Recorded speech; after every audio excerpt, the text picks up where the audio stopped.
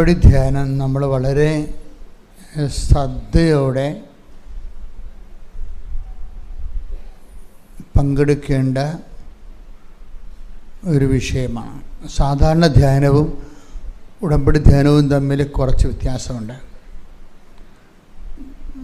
സാധാരണ ധ്യാനത്തിൽ വചനത്തിൻ്റെ വ്യാഖ്യാനങ്ങൾ ലഭിക്കും.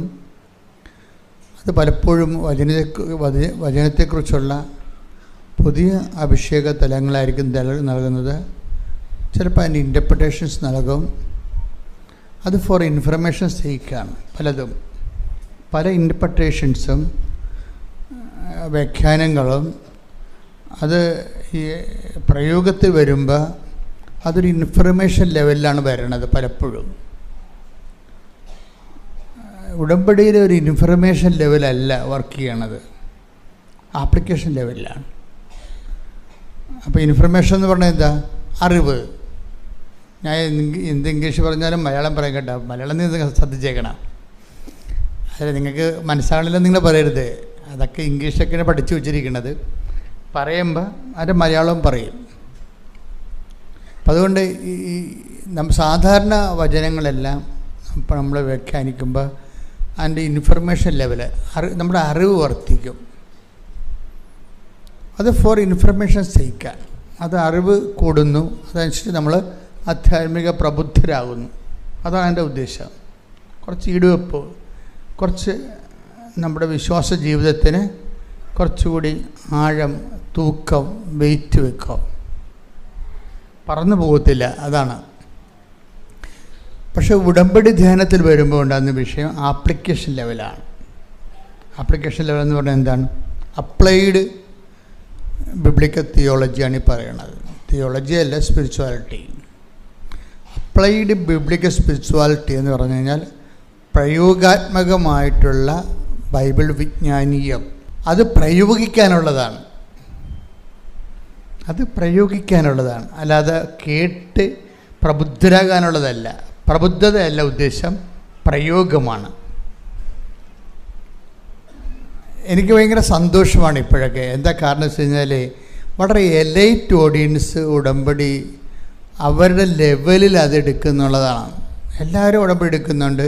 ഉടമ്പടിയുടെ ഒരു ഗുണമെന്ന് പറയണത് വളരെ വിദ്യാഭ്യാസം കുറഞ്ഞവർക്ക് തൊട്ട് ഏറ്റവും നല്ല വിദ്യാഭ്യാസം ഉള്ളവർക്ക് വരെ ഒരുപോലെ ഒരു റിസൾട്ട് ഉണ്ടാക്കാൻ പറ്റുന്നതാണ്.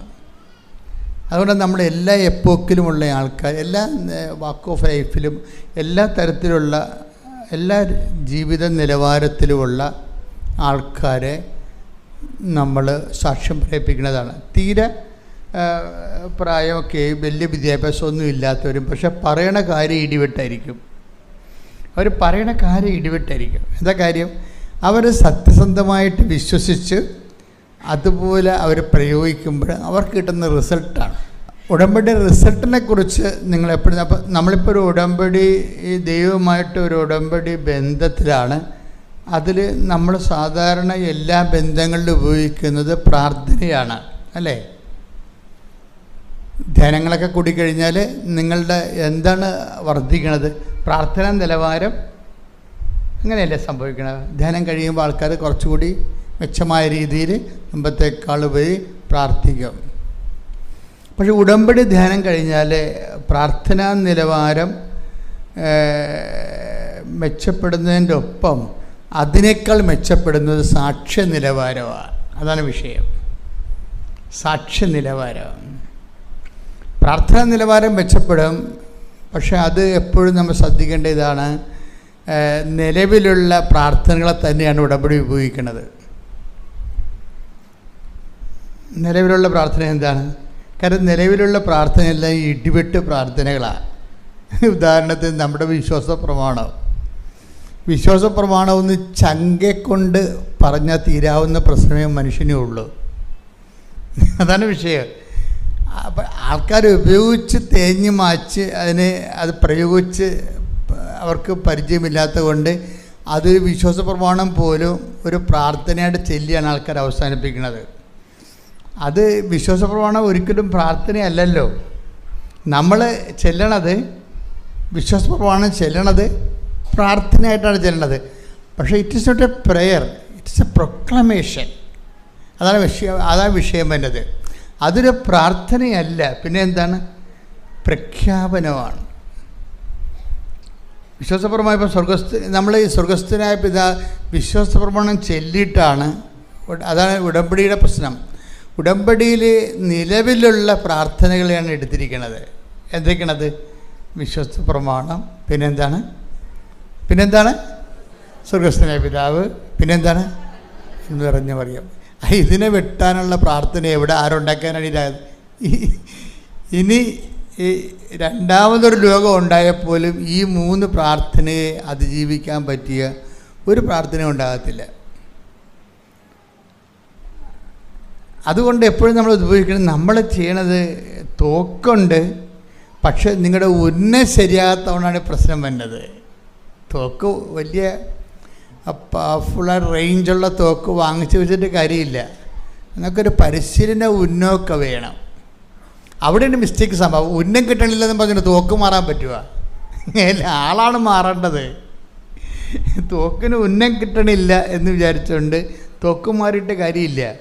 അപ്പോൾ അതുകൊണ്ട് ഉടമ്പടിയിൽ ഒരിക്കലും അവൻ്റെ സഭയുടെ അടിസ്ഥാന പ്രാർത്ഥന മാറ്റത്തില്ല. അടിസ്ഥാന പ്രാർത്ഥനയ്ക്ക് പുതിയ ആപ്ലിക്കേഷൻ ലെവൽ പറഞ്ഞു കൊടുക്കുകയുള്ളൂ. കാര്യം ഉടമ്പടിയുമായിട്ട് യോജിച്ച് പോകുന്നതാണ് ഇതെല്ലാം. ഏതാണ്? വിശ്വാസപ്രമാണം. വിശ്വാസപ്രമാണത്തിൽ എന്താണ്?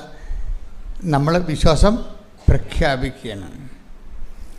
വിശ്വാസ പ്രഖ്യാപനം എന്ന് പറയണത് വിശ്വാസം എന്തിന് ഉള്ളതാണെന്ന് ചോദിച്ചു കഴിഞ്ഞാൽ വിശ്വാസം പ്രഖ്യാപിക്കാനുള്ളതാണ്. വിശ്വാസം പ്രഖ്യാപിക്കാനുള്ളതാണ്. നമ്മുടെ രക്ഷയുടെ തന്നെ സമവാക്യങ്ങളിലെ പ്രാർത്ഥനയല്ല ഉള്ളത്. പിന്നെ എന്താണ്? ഇപ്പം രക്ഷാനുഭവമില്ലേ? ക്രിസ്തു അനുഭവത്തിന്, ഈ ക്രിസ്തു അനുഭവത്തിൻ്റെ മെക്കാനിസം എന്താ? ഒരു വ്യക്തി ക്രിസ്തുവിനെ അനുഭവിക്കണം. നമ്മളതാണല്ലോ നോക്കുന്നത്. ഒരു പർട്ടിക്കുലർ സബ്ജക്റ്റിൽ എങ്ങനെ ക്രിസ്തുവിനെ അതിൻ്റെ അകത്ത് ഇംപ്ലിമെൻ്റ് ചെയ്യണത്, ഒരു വിഷയത്തെ ക്രിസ്തുവിനെ എങ്ങനെ അതിൻ്റെ അകത്ത് ഉൾപ്പെടുത്തണത്, അതിന് നമ്മളെ സഹായിക്കുന്നത് പ്രാർത്ഥനയേക്കാളുപരി പ്രഖ്യാപനങ്ങളാണ്. പ്രഖ്യാപനം എന്താണ്? പ്രഖ്യാപനം 10:9 എപ്പോഴും ഓർത്തേക്കണം. റോമ 10:9 എടുത്തേ. റോമ 10:9 ആകയാൽ യേശു കർത്താവാണ് എന്ന് അധരം കൊണ്ട് ഏറ്റുപറയുകയും ദൈവം അവനെ മരിച്ചവരിൽ നിന്ന് ഉയർപ്പിച്ചു എന്ന് ഹൃദയത്തിൽ വിശ്വസിക്കുകയും ചെയ്താൽ നീ രക്ഷ പ്രാപിക്കും. ക്രിസ്തുവിനെ പ്രഖ്യാപനം ചെയ്യുമ്പോൾ എന്താണ് പ്രഖ്യാപനം ചെയ്യണമെന്ന് നമ്മൾ ആദ്യം അറിയണം. പുതിയ ആൾക്കാർക്ക് വേണ്ടി, പഴയ ആൾക്കാർക്ക് ഇത് അറിയാവുന്നതാണ് എൻ്റെ ധാരണ കേട്ടോ. നമ്മൾ പ്രഖ്യാപിക്കുന്നത് എന്താണെന്ന് നമുക്ക് അറിയണം. എന്താണ് നമ്മൾ രക്ഷാനുഭവത്തിന് വേണ്ടി? രക്ഷാനുഭവം എന്ന് പറഞ്ഞാൽ എന്താണ്? രക്ഷ എന്ന് പറഞ്ഞാൽ എന്താ? ക്രിസ്തു തന്നെയാണ്. അതാണ് നമ്മൾ ലൂക്ക 2:30 എപ്പോഴും വായിക്കുന്നത്. സകല ജനതകൾക്കും വേണ്ടി അങ്ങ് ഒരുക്കിയിരിക്കുന്ന രക്ഷ എന്റെ കണ്ണുകൾ കണ്ടു കഴിഞ്ഞു. അപ്പോൾ ക്രിസ്തുവിനെ, ഉണ്ണീശോയെ ശിമയോൻ എന്ന ദീർഘദർശി കയ്യിലെടുക്കുമ്പോൾ പരിശുദ്ധാത്മാവ് അദ്ദേഹത്തിന് കൊടുക്കുന്ന നോട്ടാണത്. എന്താണ്? ഇനി ഈ ദാസനെ സമാധാനത്തോടെ പറഞ്ഞു വിടണമേ. മരിക്കാനായിരിക്കില്ല, 90 വയസ്സുള്ള ആളാണ്. ഈ ആളെ കാണാൻ വേണ്ടി വെച്ചുകൊണ്ടിരുന്നതാണ് ദൈവം. കാര്യം ഈ പ്രഘോഷണത്തിനൊരു പ്രശ്നമുണ്ട്. ഈ പ്രഘോഷണത്തിനൊരു പ്രശ്നമുണ്ട്. പ്രഘോഷണം ഒരേ സമയം തന്നെ പരിചയപ്പെടുത്തലാണ്. മനസ്സിലായില്ലേ? ഈ പ്രഘോഷണം ഒരേ സമയം തന്നെ ഉദ്ദേശിക്കുന്നത് എന്താണ്? പരിചയപ്പെടുത്തലാണ്. അപ്പം ഈ പ്രഘോഷണം ആർക്കും കയറി പ്രഘോഷണം ചെയ്യാൻ പറ്റത്തില്ല. അതിന് ദൈവത്തിൻ്റെ ഒരു മുദ്രയൊക്കെ വേണം. അതുകൊണ്ട് നമ്മളെപ്പോഴും അതുകൊണ്ട് ശിമയോനെ വെച്ചുകൊണ്ടിരുന്നതാണ്. മരിക്കാൻ പോയിരുന്നു, നേരത്തെ വെന്റിലേറ്ററിൽ കിടന്ന ആളാണ്. ദൈവം അങ്ങനെ ജീവൻ കൊടുത്ത് ഇട്ടിരിക്കുകയാണ്. എന്തിനാണ്? ഇയാളെപ്പോലെ യോഗ്യതയുള്ള ആൾ ക്രിസ്തുവിനെ പരിചയപ്പെടുത്താൻ ആളില്ല. അതുകൊണ്ട് ഈ മനുഷ്യന് വയസ്സ് 90-95 കഴിഞ്ഞെങ്കിലും വെച്ചുകൊണ്ടിരിക്കുകയാണ്. എന്തിനാണ്? അതാണ് പറയുന്നത്, ഇനി ഈ ദാസനെ സമാധാനത്തോടെ വിട്ടയക്കണമേ. പിടിച്ചു വെച്ചോണ്ടിരിക്കുന്നുണ്ട്. വിട്ടയക്കണം എന്നല്ല സമയം പറയണത്. ഇനി ഈ ദാസൻ എന്ന് വായിച്ചത് ശ്രദ്ധിക്കട്ടെ. ഹല്ലേലൂയ. ലൂക്ക 2:29. ലൂക്ക 2:29. കർത്താവേ അവിടുത്തെ വാഗ്ദാനമനുസരിച്ച്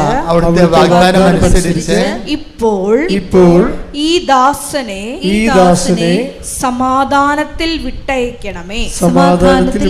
അപ്പൊ പിടിച്ചു വെച്ചോണ്ടിരിക്കരുതെന്ന് മനസ്സിലായില്ലേ? പിടിച്ചു വെച്ചുകൊണ്ടിരിക്കരുതെന്ന് ഇയാളാ. എന്തിനാണ്? ഈ ആൾ മാത്രമേ ആ തലമുറയിൽ ക്രിസ്തുവിനെ പരിചയപ്പെടുത്താൻ പറ്റിയ ആളുള്ളൂ. അത് ഭയങ്കര സീരിയസ് വിഷയമാണ്. നമ്മൾ ഈ ഉടമ്പടി എടുത്തിട്ട് നമ്മൾ ഉദ്ദേശിക്കുന്നത് ഒരു കാര്യം, ക്രിസ്തുവിനെ പരിചയപ്പെടുത്താൻ പറ്റിയ ഒരു ക്വാളിറ്റേറ്റീവ് ചേഞ്ച് ഉണ്ടാകണം. എല്ലാവർക്കും ക്രിസ്തുവിനെ പരിചയപ്പെടുത്തിയാൽ ഏക്കത്തില്ല. എല്ലാവരും ക്രിസ്തുവിനെ പരിചയപ്പെടുത്തിയാൽ ഏക്കത്തില്ല. അപ്പം നമ്മുടെ മുമ്പിലുള്ള ഉടമ്പടി ഉയർത്തുന്ന ഒരു വെല്ലുവിളി, നമ്മൾ തന്നെ ക്രിസ്തുവിനെ പരിചയപ്പെടുത്താനുള്ള ഒരു അഭിഷേകം മേടിക്കണം. കാര്യം കർത്താവ് തന്നെ പറഞ്ഞിട്ടുണ്ട്. എന്താണ്? ദൈവവചനം കേൾക്കുന്നതിന് അവിടെ അധരങ്ങൾ തുറന്നുവെന്ന്. ദൈവവചനം കേൾക്കുന്നതിന് ഈ എമ്മാവസ്ഥയ്ക്ക് പോയ ശിഷ്യന്മാരുടെ ഭാഗങ്ങളിലെ കർത്താവിൻ്റെ വചനം കേൾക്കുന്നതിന് അവിടെ അന്തരംഗത്തെ തുറക്കുന്നുണ്ട്. നമ്മൾ ഈ ശിമയോനെ പോലെ ഒരു ദൈവത്തിൻ്റെ ഒരു പ്രത്യേക അഭിഷേകം നമ്മൾ നേടിയെടുക്കണം. അത് നമുക്കിപ്പോൾ അറിയാമെന്നും പറഞ്ഞുകൊണ്ട് മറ്റുള്ളവർ പറയാമെന്ന് വെച്ച് കഴിഞ്ഞാൽ പറയാം, പക്ഷേ ഫലമുണ്ടാകുന്നത് വേറൊരു വിഷയമാണ്. ഫലമുണ്ടാകണമെന്നുണ്ടെങ്കിൽ നമുക്കതിനുള്ള അഭിഷേകം കിട്ടണം. അതിനുള്ള അഭിഷേകം അത് നമ്മൾ ആർജിക്കണത് നമ്മളുടെ ദൈവസ്നേഹത്തിൽ നിന്നാണ് ആർജിക്കണത്. വിശ്വാസത്തിൽ നല്ല ആർജിക്കണത്. വിശ്വാസം അതിൻ്റെ ഒരു ആദ്യ പടിയാണ്. വിശ്വാസം വർദ്ധിച്ചു കഴിയുമ്പോൾ പിന്നെ പ്രത്യാശയിലേക്ക് വളർന്നിട്ട് വ്യക്തിക്ക് ഈശോയോട് പ്രത്യേക സ്നേഹം തോന്നും. ഈ സ്നേഹം തോന്നുമ്പോൾ ഈശോ കൊടുക്കുന്ന ഒരു വരമാണ് ഇത് മറ്റുള്ളവരോട് പറയാനുള്ള ഒരു അനുഗ്രഹം. പറഞ്ഞാൽ അവരത് സ്വീകരിക്കും. ഉടനെ സ്വീകരിക്കാം. ചില ആൾക്കാർക്ക് അതിനുള്ള ഭയങ്കര കഴിവാണ്. അവർ 2-3 വാക്ക് പറയുമ്പോൾ തന്നെ നമുക്ക് വിശ്വാസം ഉണ്ടാവും. അതവർക്ക് അഭിഷേകം കിട്ടിയിട്ടാണ്. ലൂക്ക 24:45. ലൂക്ക 24:45. വിശുദ്ധ ലിഖിതങ്ങൾ ഗ്രഹിക്കാൻ തക്കവിധം. ഇതാണ് വിഷയം. എന്താണ് അതിനേറ്റ് പറഞ്ഞേ? വിശുദ്ധ ലിഖിതങ്ങൾ ഗ്രഹിക്കാൻ തക്കവിധം അവരുടെ മനസ്സ് അവൻ തുറന്നു. അതാണ് വിഷയം. ശിമയോൻ ഇങ്ങനെ ഒരു കാറ്റഗറിയിലുള്ള ആളാണ്. ശിമയോനാണ് ഈശോനെ ഒഫീഷ്യലായിട്ട് ഇൻട്രൊഡ്യൂസ് ചെയ്യണത്. ആർക്കും കയറി ഇൻട്രൊഡ്യൂസ് ചെയ്യാൻ പറ്റത്തില്ല. ഒഫീഷ്യൽ ഇൻട്രൊഡ്യൂസറാണ്. ഈ ഒഫീഷ്യൽ ഇൻട്രൊഡ്യൂസറിനെ ദൈവം 95 വയസ്സ് വരെ സൂക്ഷിക്കുകയാണ്. അതാണ് പറയണത്. അങ്ങേർക്ക് വാർദ്ധക്യത്തിൻ്റെ എല്ലാ ആവശ്യതയും ഉണ്ട്. അങ്ങേര് ചത്തതിനൊക്കെ ജീവിച്ചിരിക്കുകയാണ്. എത്രയും വേഗം ദൈവം എന്നെ വിളിച്ചാന്ന് പറഞ്ഞിരിക്കുന്ന ആളാണ്. എത്രയും വേഗം പോകാൻ വേണ്ടി എന്നെ വിളിച്ചാന്ന് മതി, വിളിക്കണില്ല. അപ്പോൾ ദൈവം പറഞ്ഞു, നിൽക്ക് ഒരാൾ വരാറുണ്ട്. അയാളെ പരിചയപ്പെടുത്താൻ വേറെ ഈ തലമുറയിൽ ആരും ഇല്ല, നീയേ ഉള്ളൂ. അവിടെ നിൽക്ക്, ബഹളം ഉണ്ടാക്കല്ലേ, ധൃതി ഉണ്ടാക്കല്ലേ. അപ്പോൾ ആദ്യം വന്നിട്ട് ഇയാളെ ദേവാലയത്തിൽ വരുമ്പോൾ, ഉണ്ണീശ്വരനെ കൊണ്ട് മാതാവ് ദേവാലയത്തിൽ വരുമ്പോൾ ശിമയോനോടെ ഉണ്ട്. ശിമയോൻ ഉണ്ണിയെ കയ്യിൽ വാങ്ങിക്കുന്നുണ്ട്. എന്നിട്ട് ശിമയോൻ പിന്നീട് തന്നോട് പറഞ്ഞ എല്ലാ കാര്യവും പറയും. എല്ലാ മനുഷ്യർക്കും വേണ്ടി ഒരുക്കിയിരിക്കുന്ന രക്ഷ എന്ന ഭയങ്കര വർത്തമാനമാണത്. വല്ലാത്ത വർത്തമാനമാണ്. എന്ന് പറഞ്ഞ് എല്ലാ മനുഷ്യർക്കും വേണ്ടി ഒരുക്കിയിരിക്കുന്ന രക്ഷ. എല്ലാ മനുഷ്യർക്കും വേണ്ടി ഒരുക്കിയിരിക്കുന്ന രക്ഷ. എല്ലാ മനുഷ്യരും അംഗീകരിച്ചില്ലെങ്കിലും ദൈവത്തിന് വേറെ ഒരു സെക്കൻഡ് ഓപ്ഷൻ ഇല്ല. എല്ലാത്തിനും പ്ലാൻ ബി ഇല്ലേ? എല്ലാ കാര്യങ്ങൾക്കും പ്ലാൻ ബി ഉണ്ട്. ഇപ്പം ഖുമൈനിയെ ഇപ്പം സദ്ദാം ഹുസൈനെ അത് കൊന്നു കളഞ്ഞപ്പോൾ ആ രാജ്യം അസ്തമിച്ചു പോയി. അപ്പോൾ ഇറാൻകാർക്കത് മനസ്സിലായി, ഖൊമേനിയെ തട്ടു എപ്പോഴായാലും, പക്ഷേ രാജ്യം അസ്തമിക്കരുത്. അതുകൊണ്ട് ഇറാൻ അവർ 33 ഭാഗങ്ങളായിട്ട് തിരിച്ചിട്ട് 33 മലകളുടെ അടിയിൽ സ്വന്തമായിട്ട് സൈനിക കമാൻഡ് കൊടുത്തിട്ട് എങ്ങാനും പ്രസിഡൻ്റ് തട്ടിപ്പോയാൽ അപ്പോഴെല്ലാവരും പ്രസിഡൻ്റ് ആകണമെന്ന് പറഞ്ഞിരിക്കണേ. നിങ്ങൾക്ക് സ്വന്തമായിട്ട് തീരുമാനിക്കാം, സ്വന്തമായിട്ട് യുദ്ധം ചെയ്യാം. അതാണ് പ്ലാൻ ബി എന്ന് പറയണത്. പ്ലാൻ ബി, ആ പ്ലാൻ ബി ആണ് ഇപ്പോൾ വർക്ക് ചെയ്തിരിക്കുന്നത്. അതുകൊണ്ടാണ് പല ശക്തൻ രാജ്യങ്ങളും വെള്ളം കുടിക്കേണ്ട കാര്യം അതാണ്. പ്ലാൻ ബി വർക്ക് ചെയ്യുകയാണ്. എവിടുന്ന് എപ്പം മിസൈൽ വരുമെന്ന് ആർക്കും അറിയാൻ പറ്റത്തില്ല. പക്ഷെ ദൈവം രക്ഷയ്ക്ക് വേണ്ടി ഇങ്ങനെ ഒരു പ്ലാൻ ബി വെച്ചിട്ടില്ല. അതാണ് പ്രശ്നം. Whether you admit or not, that is your problem. അത് ദൈവത്തിൻ്റെ പ്രശ്നമല്ല. നിങ്ങളത് അംഗീകരിക്കുന്നുണ്ടോ ഇല്ലയോ, അത് നിങ്ങളുടെ ശാപമോ അനുഗ്രഹമോ ആണ്. മറിച്ച് ദൈവം ഒരു പ്ലാൻ ബി വെച്ചിട്ടില്ല. പ്ലാൻ എ മാത്രമേ ഉള്ളൂ. അതാണ് എന്താ പറയണത്?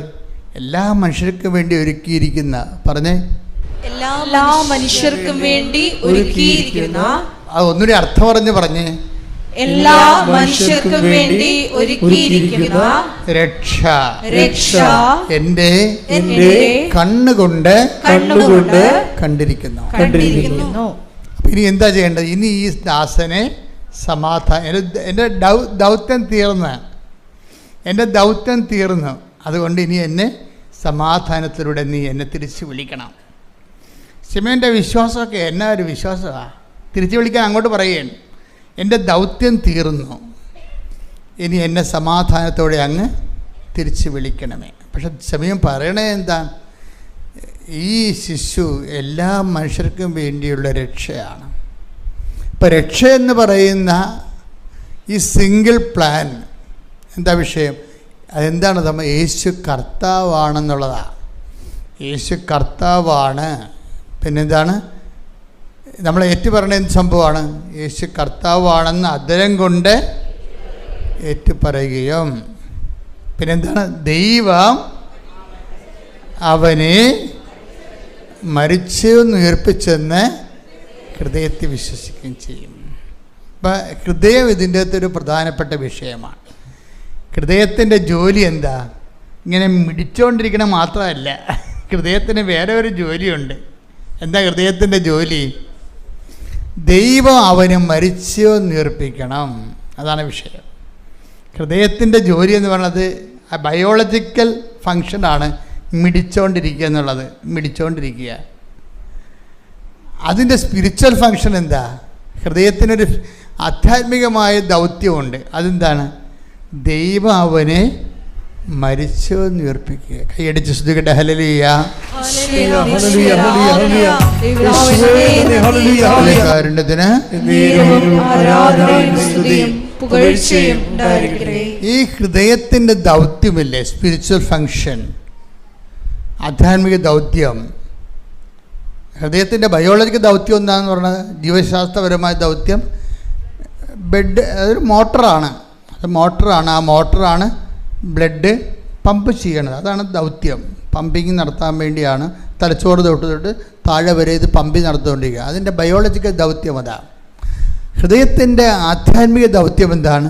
യേശു കർത്താവാണെന്ന് ഏറ്റുപറയുക. എന്നാണ് ഹൃദയം. പിന്നെ എന്താണ്? ദൈവം അവനെ മരിച്ചെന്ന് ഉയർപ്പിച്ചെന്ന്. അതാണ് ഹൃദയത്തിൻ്റെ പക്കാ ദൗത്യം എന്ന് പറയുന്നത്. ദൈവം അവനെ മരിച്ചെന്ന് ഉയർപ്പിച്ചു. അതുകൊണ്ടാണ് ദൈവജനം കേൾക്കുന്നതിന് അവിടെ ഹൃദയത്തെ അവൻ 24:45 വായിച്ച് ശ്രുതിക്കട്ടെ. ഹല്ലേലൂയ. ലൂക്ക 24:45 വിശുദ്ധ ലിഖിതങ്ങൾ ഗ്രഹിക്കാൻ തക്കവിധം. അതാണ് വിശുദ്ധ ലിഖിതങ്ങൾ. പറഞ്ഞേ, വിശുദ്ധ ലിഖിതങ്ങൾ ഗ്രഹിക്കാൻ തക്കവിധം അവരുടെ മനസ്സ് അവൻ തുറന്നു. അപ്പം ഹൃദയം ഇങ്ങനെ തുറക്കണതിൻ്റെ ഉദ്ദേശം എന്ന് പറഞ്ഞാൽ എന്താണ്? വിശുദ്ധ ലിഖിതങ്ങളെ ഗ്രഹിക്കുകയാണ്. വിശുദ്ധ ലിഖിതങ്ങൾ എന്താ ഗ്രഹിക്കേണ്ടത്? ദൈവം അവനെ മരിച്ചവരെന്ന് ഉയർപ്പിച്ചു. അതാണ് സംഭവം, അതാണ് രഹസ്യം. വിശുദ്ധ ലിഖിതങ്ങൾ രഹസ്യം അതാണ്. എന്താണ് ഇപ്പം ഈശോ എമ്മാവസിലേക്ക് പോയ ശിഷ്യന്മാർ നാടുവിട്ട് പോയ പാർട്ടിയാണേ. എമ്മാവസിലേക്ക് ലൂക്ക 24:45 വായിച്ചില്ലേ? ആ 2 കക്ഷികളെ ക്ലയോഫാസും വേറൊരു ശിഷ്യനും കൂടി പോവുകയാണ്, എമ്മാവസിലേക്ക് പോവുകയാണ്. എന്താ സംഭവിച്ചിരിക്കണത്? നാട് വിട്ടുപോയ കക്ഷികളാണ് ഇവർ. എന്തിനാണ് നാട് വിട്ടുപോയത്? ഇവർ ക്രിസ്തു ക്രൂശിക്കപ്പെട്ടു എന്ന് മാത്രം ഓർത്തുകൊണ്ട് എല്ലാം തീർന്നുവെന്നും പറഞ്ഞ് പോയ ആൾക്കാരാണ്. ക്രിസ്തു ക്രൂശിക്കപ്പെട്ടു എന്ന് മാത്രം അറിയാം അയാൾക്ക്. അതായത് ക്രിസ്തു ക്രൂശിക്കപ്പെട്ടു, മരിച്ചു, കുരിശിൽ മരിച്ചു. അവർ ഒരു പൊളിറ്റിക്കലായിട്ട് രാഷ്ട്രീയമായിട്ടുള്ള ഒരു പ്രത്യാശ പ്രകടിപ്പിച്ച് യഹൂദന്മാരെ റോമാക്കാരിൽ നിന്ന് രാഷ്ട്രീയമായിട്ട് മോചിപ്പിക്കുമെന്നൊക്കെ വിചാരിച്ച ആൾ മരിച്ചു. അപ്പോൾ അവരുടെ രാഷ്ട്രീയ സ്വപ്നം തകർന്നു. അവർ നാട് വിട്ടു പോവുകയാണ്, എമ്മാവസിലേക്ക് പോവുകയാണ്. അവർ പോകുമ്പോൾ ആണ് ഒരു വഴിയാത്രക്കാരൻ കൂടെ കൂടുന്നത്. ആ വഴിക്ക് യാത്രക്കാരൻ കൂടെ കൂടിയിട്ട് നിങ്ങൾ എന്തിനാണ് ഇങ്ങനെ ദുഃഖിതരായിരിക്കണത്, എന്തിനാണ് നാട് വിട്ട് പോണത് എന്നൊക്കെ ചോദിച്ച് ഇവരെ കൗൺസിൽ ചെയ്യണമാണ് ഇവരെ. അപ്പോൾ അവർ കാര്യങ്ങളൊക്കെ പറയും. ഈ ദിവസങ്ങളിൽ ജെറുസലേമിൽ നടന്ന കാര്യങ്ങളെക്കുറിച്ച് ഒരു ഐഡിയയും ഇല്ലാത്തയാൾ നീ ഈ നാട്ടുകാരനല്ലേന്ന് ചോദിക്കും ഈ വഴിയാത്രക്കാരനോട്. ഈ നാട്ടുകാരൻ അപ്പോൾ ഈശോ അറിയാത്ത മട്ടും ചോദിക്കും എന്ത് സംഭവമാണ്. അപ്പോൾ ഇങ്ങനെ പറയും, ഞങ്ങളുടെ നസ്രായന യേശു മനുഷ്യരുടെ മുമ്പിൽ വാക്കിലും പ്രവൃത്തിയിലും മിശിഹ രക്ഷകനായിട്ട് ഞങ്ങൾ കരുതി. പക്ഷെ ഞങ്ങളുടെ പുരോഹിതന്മാർ അധികാരികളും അവനെ കൊന്നു. ഇത് 3-ാം ദിവസമാണ്. അപ്പോഴാണ് ഈശോ ഒരു ചോദ്യം ചോദിക്കണത്. എന്താ ചോദിക്കണത്? വിശുദ്ധ ലിഖിതങ്ങൾ അറിയാത്ത മന്ദബുദ്ധികളെ, അതാണ് വിഷയം. Take the word of God. സ്തുതിക്കട്ടെ, ഹല്ലേലൂയ. ലൂക്ക 24:25. അപ്പോൾ അവൻ അവരോട് പറഞ്ഞു, ഭോഷന്മാരെ, പ്രവാചകന്മാർ പറഞ്ഞിട്ടുള്ളത് വിശ്വസിക്കാൻ കഴിയാത്ത വിധം ഹൃദയം മന്ദീഭവിച്ചവരെ, ക്രിസ്തു ഇതെല്ലാം സഹിച്ച് മഹത്വത്തിലേക്ക് പ്രവേശിക്കേണ്ടിയിരുന്നില്ലേ? അപ്പോൾ ഈ സഹനം പറഞ്ഞിട്ട് ഉടനെ എന്താ പറയണത്? മിശിഹ ഇതെല്ലാം സഹിച്ച് മഹത്വത്തിലേക്ക് പ്രവേശിക്കേണ്ടിയിരുന്നില്ലേ? അപ്പോൾ എന്താണ് ചോദ്യം? ഹൃദയം മന്ദീഭവിച്ചിരിക്കുകയാണ്. ക്രിസ്തുവിനെക്കുറിച്ചുള്ള പരമമായ പ്രവാചക രഹസ്യങ്ങളും വെളിപാടുകളും അറിയാത്തവരെ, അറിഞ്ഞിട്ട് അംഗീകരിക്കാത്തവരെ ബൈബിള് മന്ദബുദ്ധികളെന്നാണ് വിളിക്കണം. മന്ദബുദ്ധികളെന്ന് വിളിച്ചാൽ കേട്ടില്ലേ? മന്ദബുദ്ധികളെ എന്താണ്? ക്രിസ്തു ഇതെല്ലാം സഹിച്ച്. ബൈബിൾ വായിക്കണേ എന്തിനു വേണ്ടിയാ? ബൈബിൾ വായിക്കണ ബൈബിൾ ക്വിസിന് പങ്കെടുത്തിട്ട് സ്റ്റേറ്റിൽ 1-ാം റാങ്ക് മേടിക്കാനാണ്. ബൈബിളൊക്കെ ഈ രീതിയിലാണ് ഇപ്പോൾ പഠിപ്പിക്കണമെന്നേ ഉള്ളൂ. ബൈബിൾ ക്വിസിനുള്ളതല്ല. ബൈബിള് രക്ഷയുടെ രഹസ്യങ്ങൾ മനസ്സിലാക്കി, അല്ല പദങ്ങൾ ഓർത്തിരിക്കാൻ. ഞങ്ങളെ പണ്ട് ഞാൻ ഫിലോസഫിയിൽ 1-ാം കൊല്ലം ചെല്ലുമ്പോൾ ബാക്ക്ഗ്രൗണ്ട് ദി ബൈബിൾ എന്നും പറഞ്ഞൊരു കോഴ്സ് ഉണ്ടായിരുന്നു. Background the Bible. അപ്പം ഞാനാണെങ്കിൽ ഇങ്ങനെ ബൈബിള് പഠിക്കാൻ വേണ്ടി കൊതിച്ചിരിക്കുകയാണ്. അപ്പോൾ ഒരു ബൈബിളിൽ ഡോക്ടറേറ്റ് എടുത്തൊരു അച്ഛൻ വന്നിട്ട് ബാക്ക്ഗ്രൗണ്ട് ദി ബൈബിൾ പഠിപ്പിക്കും. അപ്പോൾ പഠിപ്പിക്കണത് എന്താണ്? ലേക്ക് കുലയെന്ന് പറഞ്ഞ തടാകമുണ്ട്, അതിൽ നിന്നാണ് ജോർദാൻ നദി വരണത്. അതിൻ്റെ അകത്ത് ഇത്ര ഗാലം വെള്ളമുണ്ടെന്ന്. ഞാൻ തന്നെ ഓർത്ത് മണ്ണാങ്കട്ട വല്ല കഥയുണ്ട്, വെറുതെ ഇവിടെ വന്ന് പണി മേടിച്ചല്ലെന്ന് ഓർത്ത്. ഇതല്ല ബൈബിളെന്ന് പറയുന്നത് ജിയോഗ്രഫി അല്ല. അതിൻ്റെ പിന്നിലെല്ലാം കടന്നു പോകുന്ന ദൈവികമായ പദ്ധതിയുണ്ട്. മന്ദബുദ്ധികളെ, പ്രവാചക വചനങ്ങൾ മനസ്സിലാക്കാൻ കഴിവില്ലാതിരുന്നവരെ, എന്താണ് ക്രിസ്തു ഇതെല്ലാം സഹിച്ച് മഹത്വത്തിലേക്ക് കരയേറേണ്ടത് ആവശ്യമായിരുന്നില്ലേ? അപ്പം ചില സഹനങ്ങൾ നമുക്ക് ആവശ്യമാണെന്നുള്ളതാണ് ബൈബിളിൻ്റെ ഒരു നിലപാട്. നമ്മൾ തട്ടിക്കളയാൻ നോക്കേണ്ട കാര്യമില്ല. ചില സഹനങ്ങളെ തട്ടിക്കളഞ്ഞാൽ പോണ സഹനങ്ങളുണ്ട്, പോകാത്ത സഹനങ്ങളുണ്ട്. സഹനങ്ങളെ രണ്ട് തരത്തിൽ നമുക്ക് തിരിക്കാം, അല്ലേ? സഹനങ്ങളെ രണ്ട് തരത്തിൽ തിരിക്കാം. തട്ടിക്കളഞ്ഞാൽ പോകുന്ന സഹനങ്ങൾ, അങ്ങനെ പോകുന്ന സഹനങ്ങളെ തട്ടിക്കളയണം തന്നെയാണ് എൻ്റെ അഭിപ്രായം. തട്ടിക്കളഞ്ഞാലും പോകാത്ത സഹനങ്ങളുണ്ട്. അതെന്തിനുള്ളതാണ്? അത് മഹത്വത്തിനുള്ളതാണ്, നിത്യതയ്ക്ക് വേണ്ടിയുള്ളതാണ്. അത് നമ്മൾ വളരെ ശ്രദ്ധിച്ച് വേണം എടുക്കാൻ. സഹനം രണ്ട് വിധമാണ്. തട്ടിക്കളഞ്ഞാൽ പോകുന്ന സഹനങ്ങളുണ്ട്, തട്ടിക്കളഞ്ഞാലും പോകാത്ത സഹനമുണ്ട്. ഈ തട്ടിക്കളഞ്ഞാലും പോകാത്ത സഹനങ്ങൾ ഈശോ തട്ടി നിൽക്കുന്ന വീഴുന്നൊരു വീഴ്ച ഉണ്ട്. ഗെത്സേമനിൽ വെച്ച് പിതാവേ സാധ്യമെങ്കിൽ, അതാണ്. അപ്പോൾ സാധ്യമാകാത്തത് കൊണ്ട് സാധ്യമാകുന്ന സഹനങ്ങളുണ്ട്. സഹനം രണ്ട് വിധമുണ്ടെന്ന് ആരാ നമ്മളോട് പറയണത്? ഈശോ തന്നെ പറഞ്ഞത്, അല്ലേ? ഈശോ എന്താ പറഞ്ഞത്? പിതാവേ സാധ്യമെങ്കിൽ ഈ പാനപാത്രം എന്നെ കടന്നു പോകട്ടെ. അപ്പോൾ എന്താണ്? സാധ്യമല്ലെങ്കിൽ അങ്ങയുടെ ഇഷ്ടം നിറവേറട്ടെ. അപ്പോൾ ഈ സാധ്യമല്ലാത്ത സഹനങ്ങൾ, മാറ്റിക്കളയാൻ സാധ്യമല്ലാത്ത സഹനങ്ങളെയാണ് എന്തിനെടുക്കണത്? നമ്മൾ എന്തെന്ന് വിളിക്കണത്? കുരിശെന്ന് വിളിക്കണത്. പിടികിട്ടണ്ട. തട്ടിക്കളഞ്ഞാൽ അപ്പോഴേ ഈ കുരിശ് ആര് നിശ്ചയിക്കും? ദൈവം നിശ്ചയിക്കും. നമ്മൾ നിശ്ചയിക്കുമ്പോൾ കുരിശാകും. അതാണ് വിഷയം. ദൈവം നിശ്ചയിക്കും. ദൈവമാണല്ലോ ഈശോയ്ക്ക് കുരിശ് നിശ്ചയിച്ചിരിക്കണത്. അതിനോട് അത് കുരിശായിട്ട് ഈശോയ്ക്ക് തോന്നുന്നത് എപ്പോഴാണ്? ഈശോയും അത് കുരിശായിട്ട് അംഗീകരിക്കും. അവിടെ വെച്ചാണ് കുരിശിന് അഭിഷേകം കിട്ടുന്നത്. നമുക്ക് കുരിശിന് അഭിഷേകം മേടിക്കാൻ പറ്റും. ഇപ്പം ചില ഭാര്യമാർ ഇവിടെ വന്നിട്ട് എന്നോട് പറയും, അപ്പോൾ അവിടുന്ന് ചീട്ട് വാങ്ങിക്കും. രേഖ വേണമല്ല, രേഖ വേണമല്ല. അവിടുന്ന് നിങ്ങൾ പറയുന്ന കാര്യത്തിന് ആൾക്കാരെ രേഖ കാണിക്കണ്ടേ? എനിക്കാ രേഖ മാതാവിനെ കാണിക്കാൻ വേണ്ടിയുള്ളതാണ്. ചിലതിന് രേഖ ഉണ്ടാകത്തില്ല. അപ്പോൾ ഞാൻ ചീട്ട് നോക്കി, രേഖ ഒന്നും ഇല്ലേ?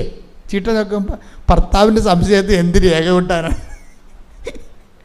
ഭർത്താവിൻ്റെ സംശയമാണ് പ്രശ്നം. അതിന് രേഖ ആര് തരും? അങ്ങനെ തരുക. അതാണ് പ്രശ്നം. ഇവർ തരുമെന്ന് പറഞ്ഞാൽ സംശയം ഇവർക്കാണ് അവർക്കാണെന്ന് എങ്ങനെ അറിയാൻ പറ്റും? അപ്പം അതിന് രേഖയില്ല. ഇപ്പം ഇവരാണ് പറയണത് ഭർത്താവിന് സംശയ രോഗമാണെന്ന്. ഇതിൻ്റെ വിഷയം ഭർത്താവിന് അവിശ്വസ്തത ഉണ്ടെന്ന് പറയും, വേറെ സ്ത്രീകളുമായിട്ട് ബന്ധമുണ്ടെന്ന് പറയും. അതിന് രേഖ ഉണ്ടാ? രേഖയില്ല. എങ്ങാനും ആസ്തികൾ അറിയണമെങ്കിൽ ഇവരെ ജയിലിൽ കയറ്റും, മാനനഷ്ടത്തിന് കേസ് കൊടുക്കും. അതിന് രേഖയില്ല. അപ്പം രേഖയില്ലാത്തൊരു സഹോദരമായിട്ടാണ് ചേട്ടത്തി എൻ്റെ അടുത്ത് വന്നിരിക്കുന്നത്. ഞാൻ ചോദിച്ച്, ചേട്ടത്തി ചേട്ടൻ വേറെ പെണ്ണുങ്ങളുടെ കൂടെ നടക്കണല്ലേ? ആണച്ചാന്ന് പറയും. ഞാൻ ചോദിച്ചു, ചേച്ചിക്ക് എത്ര വയസ്സുണ്ട്? 57. ഞാൻ പറഞ്ഞു, എവിടെയെങ്കിലും നടക്കട്ടെ, എവിടെയെങ്കിലും നടക്കട്ടെ. ഈ 57 വയസ്സുകാരനെ ഇനിയിപ്പോൾ നന്നാക്കി എടുത്തിട്ട് എന്നെ കാണിക്കാനാണ്? നല്ല കാര്യം. നിങ്ങൾ എത്ര കാലമായി കല്യാണം കഴിച്ചിട്ട്? കല്യാണം കഴിച്ചിട്ട് എൻ്റെ അച്ഛ 20 വയസ്സ് കല്യാണം കഴിച്ചാണ്. ഞാൻ പറഞ്ഞു, ഈ സ്വഭാവം ഇപ്പോഴുണ്ടെങ്കിൽ അപ്പോഴുണ്ടാകത്തില്ലേ? ഇപ്പോഴുണ്ടാകത്തില്ലേ? ചില കുരിശുകളെ നമുക്ക് മാറ്റാൻ പറ്റത്തില്ല. അയാളുടെ സൈക്കോളജിക്കൽ പ്രോബ്ലമാണത്. അയാളുടെ സൈക്കോളജിക്കൽ പ്രോബ്ലമാണ്. നമുക്ക് സൈക്കോളജി പ്രോബ്ലമല്ല, നമുക്ക് കുടുംബ പ്രശ്നമാണെങ്കിലും ശാസ്ത്രദൃഷ്ടിയ അയാൾ സൈക്കോളജിക്കൽ പ്രോബ്ലക്കാരനാണ്.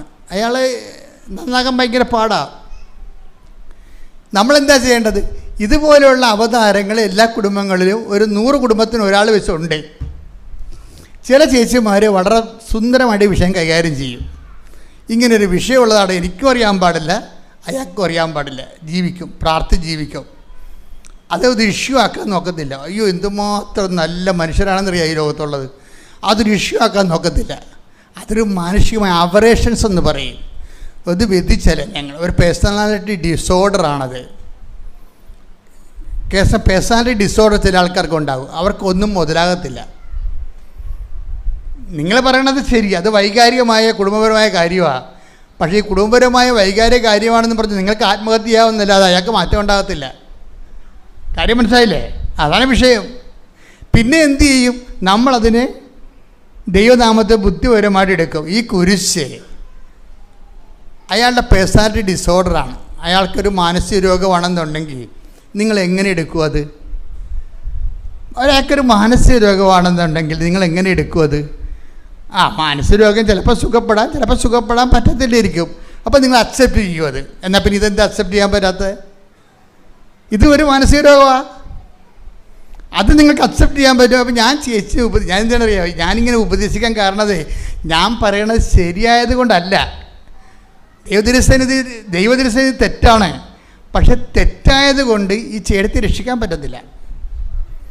ഈ ചേടത്തി എന്താ ചെയ്യേണ്ടത്?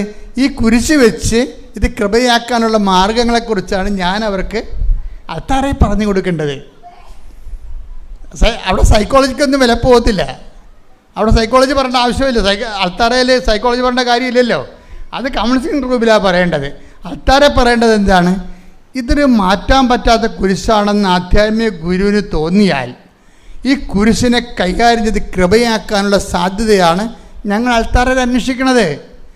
അതിന് ഇവർക്ക് പറ്റുവാന്ന് നോക്കൂ, ഇവരെ എന്തുമാത്രം പറ്റുമെന്ന് നോക്കൂ.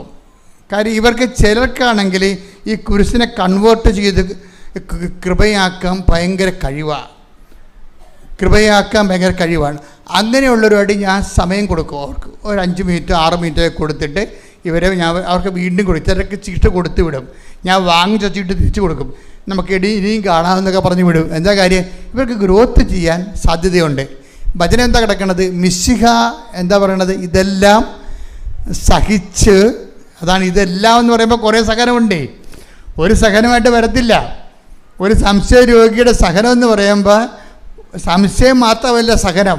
അയാൾ പണിക്ക് പോകത്തില്ല, ആ കാശ് നമ്മുടെ വീട്ടിൽ തരത്തില്ല, നമ്മുടെ കടങ്ങൾ പരിഹരിക്കത്തില്ല, നമ്മളെക്കൊണ്ട് കടം മേടിച്ച് പുള്ളി ഭക്ഷണം കഴിക്കും, ആ കാശ് പുള്ളി കൊടുക്കത്തില്ല. എന്തെല്ലാം പ്രശ്നമാണ്.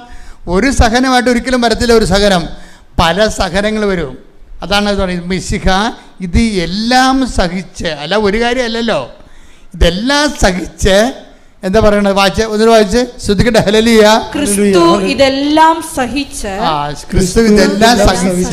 മഹത്വത്തിലേക്ക് പ്രവേശിക്കേണ്ടിയിരുന്നില്ലേ? ഒരു സഹനമല്ല അതിൻ്റെ അകത്ത് വരണത്, പല സഹനങ്ങളാണ് വരണത്. ഇപ്പം മക്കളില്ല എന്ന് വിചാരിക്കും. ഇപ്പം മക്കളില്ല. അപ്പം നിങ്ങളെ ഓരോരോട് പറയും മക്കളില്ലല്ലോ. പിന്നെ ലോകത്തോളം എല്ലാവർക്കും മക്കളുണ്ടാ, പിന്നെ മക്കളുണ്ടായിട്ട് എന്താ പരിപാടി?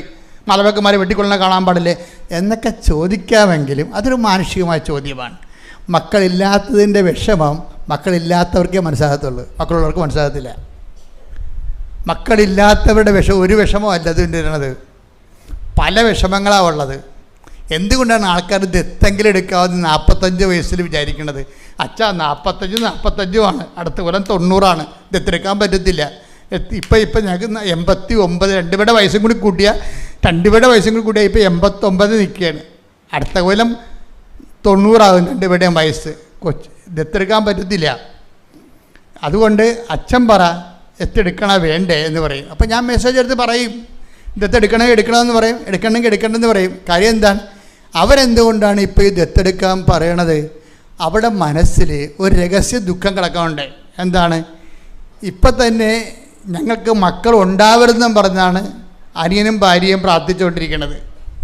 അവരിനി ഉടമ്പടി എടുത്തിട്ടുണ്ടാന്ന് എനിക്കറിയത്തില്ല. ചേട്ടന് മക്കളുണ്ടാകല്ലേ എന്ന് പറഞ്ഞ് ഉടമ്പടി എടുത്തിട്ടുണ്ടാന്ന് അറിയത്തില്ല.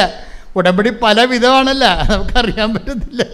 ഓരോരുത്തരും വന്ന് എന്ത് പണിയാണ് ദൈവത്തിന് കൊടുക്കണമെന്ന് അറിയാൻ പറ്റത്തില്ലല്ല. ദൈവത്തിന് പണി കൊടുക്കാൻ പറ്റുന്നുണ്ട് ഉടമ്പടി എടുത്തിട്ട്. ചേട്ടായിക്ക് മക്കളില്ല എന്നുണ്ടെങ്കിൽ അതിൻ്റെ ഓഹരി ഞങ്ങൾക്ക് കിട്ടും. അപ്പോൾ 2 ആമ്പളക്കളാണ് അനിയന്മാർക്കുള്ളത്. അപ്പോൾ അനിയന്മാർക്കുള്ളപ്പോൾ അനിയന് 2 ആമ്പക്കളുണ്ട്. അപ്പോൾ അവന്മാർക്ക് ചേട്ടൻ്റെ മക്കളില്ലാത്തതിൻ്റെ ഓഹരി കിട്ടുമല്ല. അപ്പോൾ എങ്ങാനും ഈ ചേച്ചി വിചാരിക്കണത് ഈ അധികാനെങ്ങാനും മരിച്ചു പോകണമെങ്കിൽ എനിക്ക് പിന്നെ ഇവിടെ നിൽക്കാൻ പറ്റത്തില്ല, അവർക്ക് എന്നെ വിഷമെങ്കിലും തന്ന് അവരെ തന്നെ കൊന്നുകളയും. ആ രഹസ്യ ദുഃഖം ആരോടെങ്കിലും പറയുവാ? അവർ പറയത്തില്ല. അവർക്ക് പേടിയായിട്ട് മനസ്സിൽ കിടക്കുകയാണ്, മക്കളില്ല. അപ്പോൾ അവർ ഭർത്താവിനോട് പോലും പറയത്തില്ല. നിങ്ങൾക്ക് എങ്ങനെ സംഭവിച്ചാൽ എന്നെ ഇവർ പൊറുപ്പിക്കത്തില്ലെന്ന് പറയുമ്പോൾ അയാൾ തിരിച്ചു ചോദിക്കും, അത് എനിക്കെന്തിനാണ് സംഭവിക്കണത്? നിനക്ക് സംഭവിച്ചാൽ പോരെ എന്ന് ചോദിക്കുമ്പോൾ പണിയായില്ലേ? അതുകൊണ്ട് അയാളോട് പറയാൻ പറ്റത്തില്ല. നീ എന്തിനാ എൻ്റെ കാര്യം പറയണത്? നീ മരിക്കാൻ പാടില്ലേ? ചിലപ്പോൾ ഞാനാണ് ജീവിക്കണമെങ്കിൽ എന്ത് ചെയ്യും? അങ്ങനെ പറഞ്ഞിട്ട് കാര്യമില്ലെന്ന് പറയുമ്പോൾ നമ്മുടെ ദുഃഖം അയാൾക്ക് മനസ്സിലാകുമോ? ഇല്ല. ചേട്ടാ എങ്ങനെ മരിച്ചാൽ ഇവരെന്നെ പൊറിപ്പിക്കുമോ എന്ന് ചോദിച്ചു കഴിഞ്ഞാൽ അയാൾ തിരിച്ചുടനെ ചോദിക്കും, എന്താണ് ഇപ്പം ഞാൻ തന്നെ മരിക്കണം നിർബന്ധം എന്താ, നീയാൾ ആദ്യം മരിക്കണമെങ്കിൽ എന്ത് ചെയ്യും എന്ന് ചോദിച്ചാൽ നമ്മൾ പറയണ ദുഃഖം ഭർത്താവിനും മനസ്സിലാകത്തില്ല. അപ്പോൾ ആരെയും പറഞ്ഞ് മനസ്സിലാക്കാത്ത കുറേ ദുഃഖങ്ങൾ, സ്വകാര്യ ദുഃഖങ്ങളുണ്ട്. ഉറപ്പല്ലേ? ഈ സ്വകാര്യ ദുഃഖങ്ങൾ ആരോട് പറയാനുള്ളതാണ്? ദൈവത്തോട് പറയാനുള്ളതാണ്. അതാണ് അവരെ പറയണത്. അപ്പം ഞാനാണെങ്കിൽ സീരിയസ് ആയിട്ട് മനസ്സിലാക്കിയ വിഷയം, ഞാൻ ചൂടാകണമെന്ന് പറഞ്ഞാൽ ചുമ്മാ കടലാസ് കാര്യങ്ങൾ ആൾക്കാരെ വന്ന് പറയുമ്പോഴാണ് ഞാൻ ചൂടാകണത്. അല്ല, എന്നോട് സീരിയസ് ആയിട്ട് കാര്യം പറഞ്ഞാൽ ഞാൻ സമയം കൊടുക്കും. അവർക്ക് എന്ത് തിരക്കാണെങ്കിലും സമയം കൊടുക്കും. ആ വിഷയം സീരിയസ് ആണെന്ന് കണ്ടാൽ കൊടുക്കും. നിങ്ങൾ എന്നെ വഴക്കം മേടിക്കണത് നിങ്ങൾ പറയണ കാര്യം കടലാസ് കാര്യമാണ്, തന്നെയല്ല നിങ്ങളുടെ ഉടമ്പടി നിങ്ങൾ ഉഴപ്പാൻ വേണ്ടിയാണ്. ചില ആൾക്കാർ 2 കൊല്ലമായിട്ട് ഉടമ്പടി പുതുക്കിയിട്ടില്ല. ഇന്നലെ വന്ന് ഉടമ്പടി എടുത്തിട്ട് ഇന്നലെ വന്ന് എന്നെ കാണാൻ നോക്കും. അപ്പോൾ എനിക്കറിയാൻ പറ്റും ഈ കാഴ്ചയേ ഉള്ളൂ, ഉടമ്പടി അവരെടുക്കാൻ നീക്കി ജീവിക്കാൻ പോണില്ലെന്ന് പറയും. അപ്പോൾ ഞാൻ അവരെ പാക്ക് ചെയ്ത് കളയും. കാര്യം അവർ തട്ടിപ്പാണ്, അവരെ ഞാൻ പാക്ക് ചെയ്യും ഉടനെ. അപ്പോൾ അതാണ് ഈ ബഹളമൊക്കെ ആൾക്കാരെ കേൾക്കണത്. ഈ ഫ്രോഡ് പാർട്ടി വരുമ്പോൾ പ്രശ്നം ഉണ്ടാവും. ഫ്രോഡ് പാർട്ടി അടുത്ത് വരുമ്പോൾ തന്നെ ഞാൻ വയലൻ്റ് ആകാൻ തുടങ്ങും. കാര്യം എന്താണ്? അത് ഫ്രോഡാണ്, ദൈവത്തിനെ പറ്റിക്കാൻ വേണ്ടി വരികയാണ്. അവൾ അതൊന്നും ചെയ്യാൻ ഉദ്ദേശിക്കുന്നില്ല, പറ്റിപ്പ് പാർട്ടിയാണെന്ന് പറയുമ്പോൾ പറ്റിപ്പ്.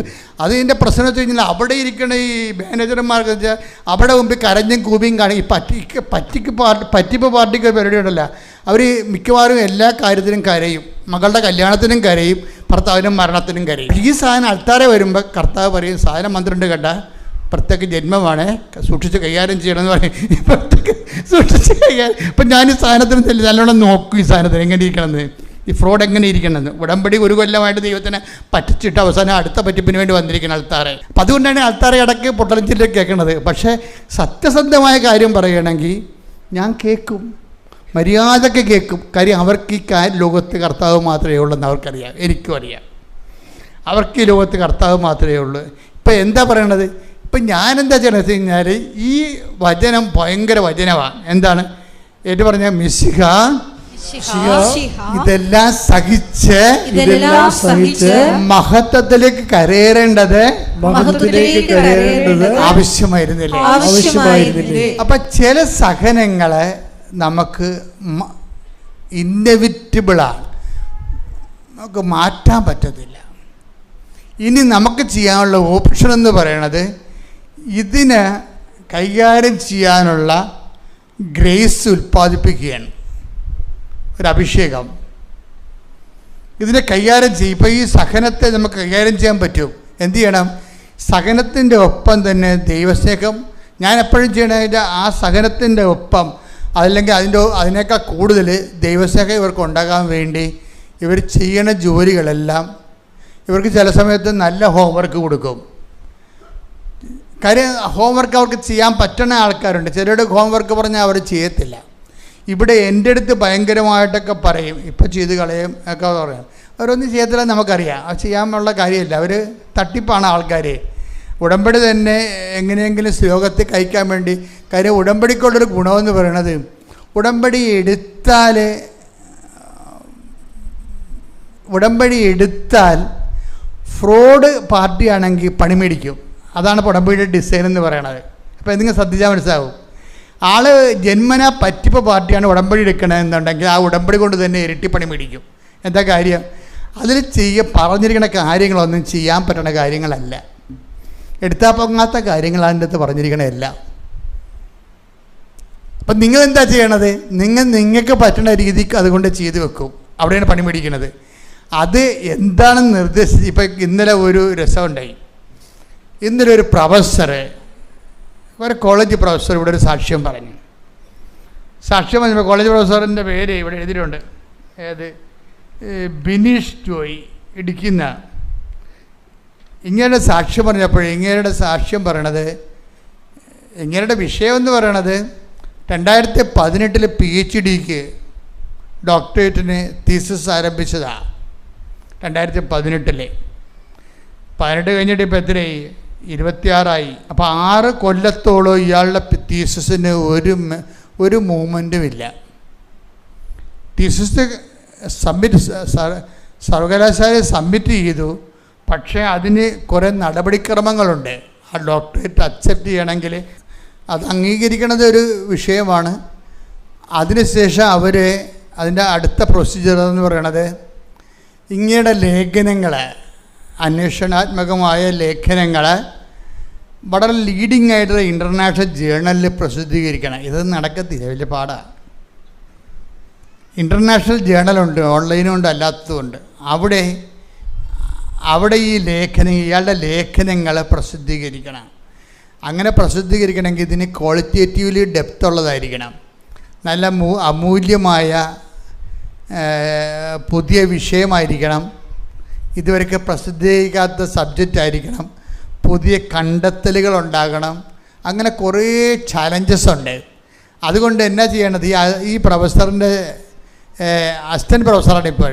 പ്രൊഫസറിൻ്റെ തീസിസ് ഇൻ്റർനാഷണൽ ലെവലിൽ ഒരു ജേണലും അംഗീകരിക്കണില്ല. അങ്ങനെ 1 കൊല്ലം 2 കൊല്ലം 3 കൊല്ലം വയസ്സ് പോണ പോക്ക് കണ്ടില്ലേ.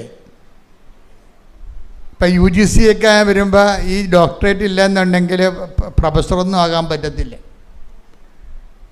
അപ്പം എനിക്ക് ഭയങ്കര സന്തോഷമാണ് ഇതൊക്കെ കേൾക്കുമ്പോൾ. കാര്യം വെച്ചാൽ നമ്മുടെ യൂണിവേഴ്സിറ്റിയിൽ പഠിപ്പിക്കുന്ന കക്ഷികളെ എപ്പോഴും ഭയങ്കര കലിബറില്ലാത്തവരാണെങ്കിൽ നമ്മുടെ വിദ്യാഭ്യാസ നിലവാരമല്ല പോണത്, നമ്മുടെ തലമുറകൾ തന്നെ പോകും. പുറത്ത് പോണവരെക്കുറിച്ച് എനിക്ക് ഉത്കണ്ഠയില്ല. ആ പുറത്ത് പോണവരെ കൊണ്ട് അകത്ത് പ്രയോജനമില്ലല്ലോ. കേരളം നന്നാകണമെന്നുണ്ടെങ്കിൽ കാശ് കിട്ടിയാൽ മാത്രം പോരാ, തലക്കനമുള്ളവർ ഇവിടെ കിടക്കണം. എന്നാൽ മാത്രമേ നമ്മുടെ തലമുറകൾ നന്നായി വരത്തുള്ളൂ. ഇപ്പോൾ പുറത്ത് പോണവർ അവർ പോയി നന്നാകട്ടെ, അവർക്ക് വേറെ ഇവിടെ ഒരു ഓപ്ഷൻ കിട്ടാത്തത് കൊണ്ടല്ലേ അവർ പോണത്. അവരെ കുറ്റം പറയേണ്ട കാര്യമില്ല. പക്ഷേ അവർക്കൊരു ഡയറക്റ്റ് നമുക്ക് പ്രയോജനമില്ല. അപ്പനമ്മക്കും കുറച്ച് പോലെ ഡോളർ അയച്ചു കൊടുക്കണമെന്നില്ലാതെ വേറെ എല്ലാ പരിപാടിയൊന്നും അതൊക്കെ നടക്കത്തില്ല.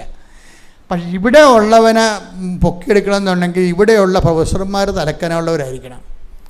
അല്ലാതെ പണ്ട് ഞങ്ങളൊക്കെ പഠിക്കുന്ന കാലത്ത് ഒരു BA MA എടുക്കും, ഒരു ഏതെങ്കിലും മാനേജ്മെൻറ്റിനെ പോയി ചൊറുകിയ ചാക്കിട്ട് പോയി കോളേജിൽ പോയി നിൽക്കണ കാണാം. ഈ മനുഷ്യനൊക്കെ എന്താണ് പഠിപ്പിച്ചതെന്ന് അവർക്ക് തന്നെ അറിയാൻ പാടില്ല.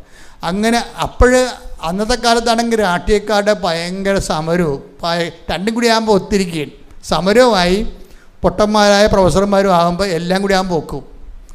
ഒരു കലിബറുള്ള പ്രൊഫസർമാർ കുട്ടികൾക്ക് പുതിയ ചക്രവാളങ്ങൾ തുറന്നിട്ട് കൊടുക്കും, അവരെ കൊണ്ട് ചെയ്യിക്കും, അവർക്ക് ത്രില്ല് കൊടുക്കും, ത്രൈവ് കൊടുക്കും, ഭയങ്കര മുന്നേറ്റം ഉണ്ടാകും.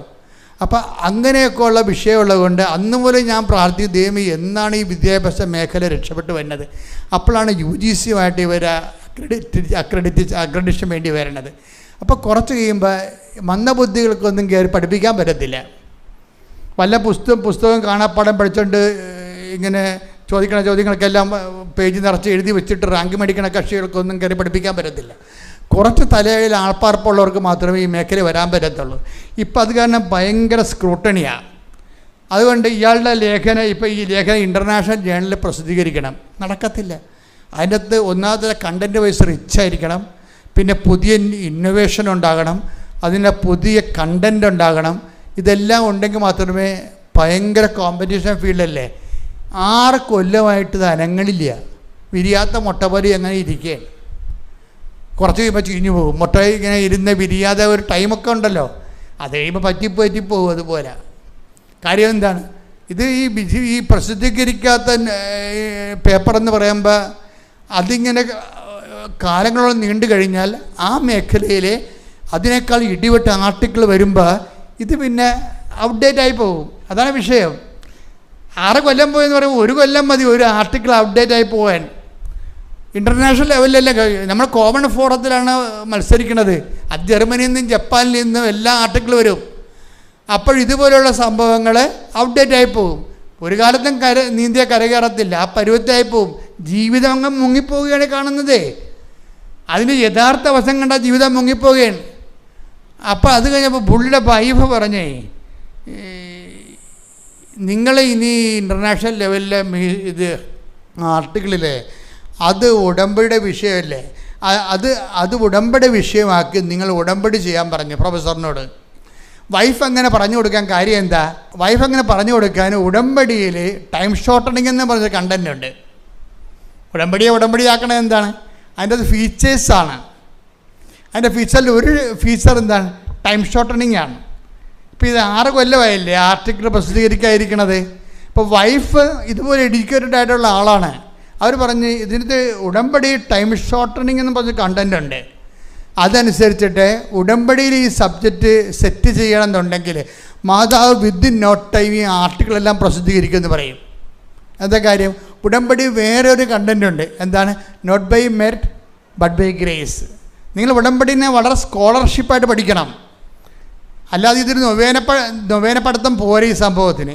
പക്ഷേ ഇതിനകത്ത് ഇൻവെസ്റ്റ് ചെയ്യണ ബുദ്ധിയുള്ള ആൾക്കാരെ ബുദ്ധിപരമായിട്ടാണ് ഉടമ്പടിയെ സമീപിക്കുന്നത്. വൈഫ് പറഞ്ഞിരിക്കുന്നത് ശരിയാ. 2 കണ്ടൻ്റ് ഉണ്ട്. ഒന്നെന്താണ്? ടൈം ഷോർട്ടനിങ് ആണ്. ടൈം ഇങ്ങനെ ഷോർട്ട് ചെയ്ത് വരും, സമയം ചുരുക്കി വരും.